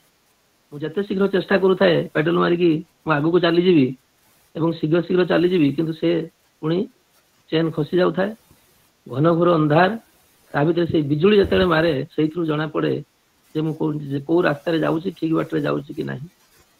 ଏବଂ ସେଇ ସମୟରେ ହିଁ ମୁଁ ସେ ସାଇକେଲ ଯୋଉ ଚେନ୍ ଖସିଯାଏ, ସେ ପୁଣି ଚକା ଭିତରେ ଜାମ୍ ହେଇଯାଏ। ପୁଣି ତାକୁ ଖୋଲି ସେ କଳା ହାତରେ ପୁଣି ତାକୁ ଠିକ କରେ ଏବଂ ପୁଣି ସାଇକେଲରେ ଚାଲେ। এইଭଳି ଆସ୍ତେ ଆସ୍ତେ ବିଜୁ ଘଡ଼ଘଡ଼ିର ତୀବ୍ରତା ବଢ଼ିଯାଏ। ବହୁତ ଜୋର ବିଜୁ ଘଡ଼ଘଡ଼ି ମାରିଯାଏ। ଟିକେ ଟିକେ ଝିପଝିପ ବର୍ଷା ପଡ଼ିବା ବି ଆରମ୍ଭ ହେଇଗଲା। ମୁଁ ଭାବୁଥାଏ ପ୍ରଭୁ କେମିତି ଯାଇକି ଆଜି ମୁଁ ଘର ପହଞ୍ଚିବି। ନିର୍ଜନ ରାସ୍ତା, କେହି ମାନେ ଯାହା କହନ୍ତି କୁଆ କୋଇଲି ଶୂନ୍ୟ, ଯେ କେବଳ ସେଇ ବିଜୁ ଘଡ଼ଘଡ଼ିର ଶବ୍ଦ ଏବଂ ସେଇ ବିଜୁ ମାରିବା ସମୟରେ, ବିଜୁଳି ମାରିବା ସମୟରେ ଯାହା ମତେ ଟିକେ ରାସ୍ତା ଦେଖାଯାଏ। କିଛି ବାଟ ଆସିଲା ପରେ, ପ୍ରାୟ 1-2 କିଲୋମିଟର ଖଣ୍ଡେ ଆସିଲା ପରେ ଝିପଝିପ ବର୍ଷା ପଡ଼ିବା ଆରମ୍ଭ ହେଲା। ପ୍ରଭୁ ଆଜି କେମିତି ଯାଇକି ମୁଁ ଘର ପହଞ୍ଚିବି। ଏଭଳି ଅବସ୍ଥା ଯେ ଆଉ ବି ପାଖରେ କେହି ନାହାନ୍ତି, ଏକୁଟିଆ ରାସ୍ତା, ନିର୍ଜନ ରାସ୍ତା। ଏବଂ ଯେତେ ମୁଁ ଶୀଘ୍ର ଚେଷ୍ଟା କରୁଛି ଘରକୁ ପହଞ୍ଚିବା, ସେତେ ଶୀଘ୍ର ଆଉ ବି ମାନେ ସାଇକେଲ ପେଡାଲ ମାରି ପାରୁନାହିଁ, କାହିଁକିନା ସାଇକେଲ ଜୋର ମାରିଲେ ପେଡାଲ ଚେନ୍ ଖସି ଯାଉଛି। ଶେଷରେ ମୁଁ ଭାବିଲି ପ୍ରଭୁ ଆଜି କଣ ମୋର ଏଇ ରାସ୍ତାରେ କଣ ମୋର ଜୀବନ ଚାଲିଯିବ। ମୁଁ କଣ ଆଜି ଘର ପହଞ୍ଚି ପାରିବିନି। ଏତେ ଜୋର ବିଜୁ ଘଡ଼ଘଡ଼ି ବର୍ଷା ଆରମ୍ଭ ହବା, ପ୍ରାୟ ଏମିତି ଯେମିତି ସାଙ୍ଗେ ସାଙ୍ଗେ ବର୍ଷା ହେଇଯିବ। କିଛି ବାଟ ଆସିଲି, କେହି ନାହାନ୍ତି। ସେମିତି ନିର୍ଜନ ରାସ୍ତାରେ ଚାଲୁଥାଏ, ଚେନ୍ ଖସୁଥାଏ, ପୁଣି ତାକୁ ଲଗଉଥାଏ, ଏମିତି ଚାଲିଥାଏ। ଶେଷରେ ପ୍ରଭୁ ତୁମେ ହିଁ ଏକମାତ୍ର ଭରସା। ଆଜି ଯଦି ସେ ମୋର ଯଦି ଭାଗ୍ୟରେ ଥିବ ମୁଁ ଯାଇ ଘର ପହଞ୍ଚିବି, ନହେଲେ ହୁଏତ ମୋ ଜୀବନ ଚାଲି ଯାଇପାରେ। ଯଦି ମୁଷଳ ଧାରାରେ ବର୍ଷା ହେବା ଆରମ୍ଭ ହେଇଯିବ, ହୁଏତ ମୋର ପ୍ରାଣବାୟୁ ଏଇ ରାସ୍ତାରେ ଉଡ଼ିଯିବ, କେହି ଜାଣି ବି ପାରିବେନି। ଯାହା କିଛି ବାଟ ହେଲା ଏମିତି ଆସ୍ତେ ଆସ୍ତେ ଆସୁଥାଏ, ପୁଣି ଚେନ୍ ଖସୁଥାଏ, ପୁଣି ସେ ବିଜୁ ଘଡ଼ଘଡ଼ିରେ ତାକୁ ଚେନ୍ ସଗାଡ଼ିକି ପୁଣି ସାଇକେଲରେ ଆସୁଥାଏ। ଏମିତି କିଛି ସମୟ ଗଲା। ଆସିଲା ପରେ ମୁଁ ପାଖାପାଖି ଆସିକି ବହୁତ ସମୟ ପରେ ଗୋପାଳପୁର ପହଞ୍ଚିଗଲି। ସେତେବେଳକୁ ବି ମେଘ ପବନ ଆସିଲା, ସବୁ ଦୋକାନ ପତ୍ର ବନ୍ଦ ହବା ପ୍ରାୟ। ତାପରେ ମୁଁ ଆସିକି ଘର ପହଞ୍ଚି ଯାଇଛି। ମାନେ ଏତେ ମୁଷଳ ଧାରାରେ ବର୍ଷା ହେଲା ଯେ ମୁଁ ଭାବୁଥିଲି ଯଦି ମୁଁ ଏଇ ସମୟରେ ଯଦି ସେ ରାସ୍ତା ମଝିରେ ଥାନ୍ତି, ହୁଏତ ମୋ ଜୀବନ ଚାଲି ଯାଇଥାନ୍ତା। ବର୍ଷା, ବିଜୁ ପବନ ଏବଂ ମୁଁ ଏକୁଟିଆ ସାଇକେଲ ଧରି ଚାଲିଛି। ସେଇଥିପାଇଁ ଯାହା କହନ୍ତି ପ୍ରଭୁଙ୍କୁ ଯେତେବେଳେ 2 ହାତ ଟେକିକି ଯେତେବେଳେ ସର୍ବାନ୍ତକରଣରେ ତାଙ୍କର ପଦପଙ୍କଜରେ ଯିଏ ସମର୍ପିତ ହେଇଯାଏ, ସେତେବେଳେ ପ୍ରଭୁଙ୍କର ଆଶୀର୍ବାଦର ହାତ ତା ମୁଣ୍ଡରେ ଆସିଯାଏ। ଯେମିତି ଦ୍ରୌପଦୀ ଏକୁଟିଆ ଯେତେବେଳେ ସେ ନିଜେ ଟାଣି ଉଟାରି ତାଙ୍କ ବସ୍ତ୍ରକୁ ଧରୁଥିଲେ, ସେତେ ପର୍ଯ୍ୟନ୍ତ ପ୍ରଭୁଙ୍କର ଆଶୀର୍ବଚନ ତାଙ୍କ ଉପରେ ଆସୁନଥିଲା, ଆଶୀର୍ବାଦ ଆସୁନଥିଲା। ଯେତେବେଳେ 2 ହାତ ଟେକିକି ସେ ପୁରୁଷ ହାତରେ ଯେମିତି ସେ ପ୍ରଭୁଙ୍କୁ ସ୍ମରଣ କରିଛନ୍ତି, ସେତେବେଳେ ସେ ତାଙ୍କର ମାନ ରକ୍ଷା କଲେ। ସେଇଭଳି ଯେତେବେଳେ ସର୍ବାନ୍ତକରଣରେ ପ୍ରଭୁଙ୍କୁ ପାଦପଦ୍ମରେ ନିଜକୁ ସମର୍ପିତ କରିଦିଏ ଭକ୍ତ, ସେତେବେଳେ ହିଁ ତାଙ୍କର ସେ ଆଶୀର୍ବାଦ କରନ୍ତି ଏବଂ ତାଙ୍କର ସହାୟ କରିଥାନ୍ତି। ସେ ତ ଭକ୍ତର ଭଗବାନ, ଭକ୍ତର ମଙ୍ଗଳ ପାଇଁ ସବୁବେଳେ ଚିନ୍ତା କରିଥାନ୍ତି। ଏବଂ ଭକ୍ତ ଯେତେବେଳେ ଆତୁର କାୟ ମନ ବାକ୍ୟରେ ଯେତେବେଳେ ତାଙ୍କୁ ସ୍ମରଣ କରେ, ସେତେବେଳେ ସେ ତାକୁ ସାହାଯ୍ୟ କରିଥାନ୍ତି। ଇଏ ହେଲା ଗୋଟେ ଦିନର କଥା। ଆଉ ଗୋଟେ ଦିନର କଥା, ପ୍ରାୟ 1999 ମସିହାରେ ହବ। ମୁଁ ଥରେ ଆସିଥାଏ ଭୁବନେଶ୍ୱରର କାମ ସରିଲା ପରେ ମୋର ଇଚ୍ଛା ହେଲା ମୁଁ ଟିକେ ଯିବି, ଏଥର ଆସିଛି ଯେତେବେଳେ ଏତେ ବାଟ ପୁରୀ ଯାଇକି ଠାକୁରଙ୍କୁ ଦର୍ଶନ କରି ଆସିବି। ସେଠୁ ବସ୍ରେ ଗଲି, ଗୋଟେ ହୋଟେଲରେ ମୋର ଜିନିଷ ପତ୍ର ଥୋଇ ଦେଇ ସେଠୁ ଟିକେ ଫ୍ରେଶ ହେଇକି ପରିଷ୍କାର ଲୁଗାପଟା ପିନ୍ଧିକି ମନ୍ଦିରକୁ ଗଲି। ମନ୍ଦିରକୁ ଗଲାବେଳେ ସେଇ ଶ୍ରୀ ଜଗନ୍ନାଥ ବିଶ୍ୱବିଦ୍ୟାଳୟର କେତେ ଜଣ ବନ୍ଧୁ ସେଠି ଦେଖାହେଲେ, ଯାହା ହଉ ତାଙ୍କ ସହିତ ଦେଖା ଭଲ ଲାଗିଲା। ତାପରେ ସେମାନେ କହିଲେ ଚାଲନ୍ତୁ ଯିବା, ଅଭଡ଼ା ଆସିଗଲାଣି, ଅଭଡ଼ା ପ୍ରସାଦ କରିବା ପରେ, ପ୍ରସାଦ ସେବନ କଲା ପରେ ଆମେ ଯିବା। ମୁଁ କହିଲି ନା, ମୁଁ ଏତେ ଦୂରରୁ ଆସିଛି ପ୍ରଭୁଙ୍କ ଦର୍ଶନ ପାଇଁ, ଯେ ଯିବା ଆଗ ପ୍ରଭୁଙ୍କୁ ଦର୍ଶନ କରିବା, ଦର୍ଶନ କରିସାରିଲା ପରେ ଅଭଡ଼ା ଖାଇ ଘରକୁ ଯିବା। କହିଲେ ହଉ ଚାଲନ୍ତୁ। ଗଲା ବେଳକୁ ସେତେବେଳକୁ ପହଡ଼ ପଡ଼ିଥାଏ, ପ୍ରସାଦ ବାହାରି ନଥାଏ।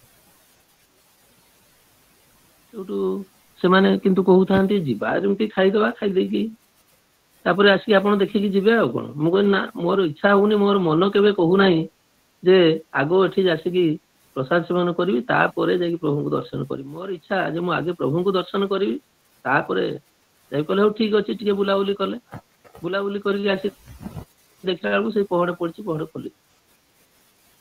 ତାପରେ ହଉ କିଛି ସମୟ ଗଲା, ସେମାନେ ତ ସେଠି ସବୁଦିନ ଆସୁଛନ୍ତି, ତାଙ୍କର ବା କଣ ଅସୁବିଧା, ସେ କହୁଛନ୍ତି ହଉ ତ ଠାକୁରଙ୍କୁ ଦେଖିବା ଆଉ କଣ ଅଛି। ହଉ ଟିକେ ବୁଲାବୁଲି କଲା ପରେ ଦେଖିଲା ସେ ପର୍ଯ୍ୟନ୍ତ ବି ପହଡ଼ ପଡିନଥାଏ, ନାଇଁ କଣ ପହଡ଼ ଖୋଲି ନଥାଏ, ମନ୍ଦିର କବାଟ ଖୋଲୁ ନଥାଏ ଶ୍ରୀମନ୍ଦିର। ସେମାନେ ସେତେବେଳେ ଭୋକ ଲାଗିଲାଣି, ମତେ ବି ଭୋକ ଲାଗିଲାଣି, କିନ୍ତୁ ମୋର ଗୋଟେ ଏକାନ୍ତ ଇଚ୍ଛା ଯେ ପ୍ରଭୁଙ୍କୁ ଦର୍ଶନ କଲା ପରେ ଯାଇକି ପ୍ରସାଦ ସେବନ କରିବା। ସେମାନେ କହନ୍ତି ସେମିତି କିଛି ମାନେ ନାହିଁ, ଆପଣ ଚାଲନ୍ତୁ ପ୍ରସାଦ ଖାଇଦବା, ଖାଇସାରିଲା ପରେ ଆପଣ ଦେଖିକି ତ ଯିବେ ଆଉ। ମୁଁ କହିଲି ଏଇଟା କଣ ପ୍ରଭୁଙ୍କର ଇଚ୍ଛା ଯେ ମୁଁ ଏତେ ଦୂରରୁ ଆସିଲି, ଆସିକି ପହଞ୍ଚିଲି, ଆଉ ପ୍ରଭୁଙ୍କୁ ଦର୍ଶନ ନ କରି? ପ୍ରସାଦ ତ ଖାଇବା ପାଇଁ ପଡିବ ନିଶ୍ଚିତ ଭାବରେ, କିନ୍ତୁ ସେତେବେଳେ ଭୋକ ଲାଗିଲାଣି, କିନ୍ତୁ ମୋର ଖାଲି କେବଳ ମନର ଇଚ୍ଛା ଥାଏ ଯେ ଦର୍ଶନ କରିସାରିଲା ପରେ ମୁଁ ପ୍ରସାଦ ସେବନ କରିବି।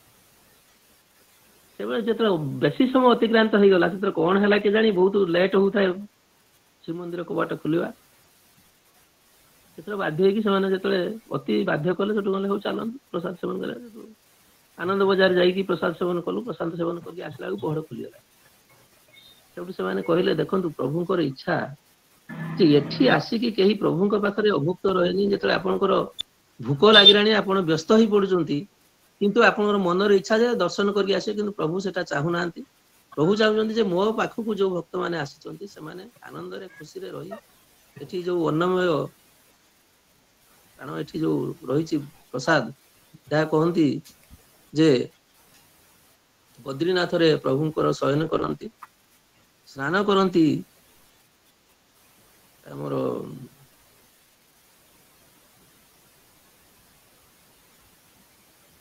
ରାମେଶ୍ୱରମରେ, ଏବଂ ଶୃଙ୍ଗାର କରନ୍ତି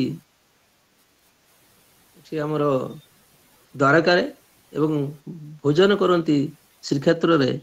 ସେ ଯୋଉ କହନ୍ତି ଅନ୍ନମୟ ପିଣ୍ଡ ଦାରୁ ବ୍ରହ୍ମ ରୂପ, ସେମିତି ପ୍ରାୟ ସେ ଠାକୁରଙ୍କର ଇଚ୍ଛା ବୋଧେ ଯେମାନେ ଆସନ୍ତି ଏଠି ସେ ଆଗ ଭୁକ୍ତ ହୁଅନ୍ତୁ, ଆରାମରେ ଖାଦ୍ୟ ଆପଣଙ୍କର ଶ୍ରୀମନ୍ଦିରରେ ଆନନ୍ଦ ବଜାରରେ ପ୍ରସାଦ ସେବନ କରନ୍ତୁ, ମତେ ଦର୍ଶନ କରନ୍ତୁ।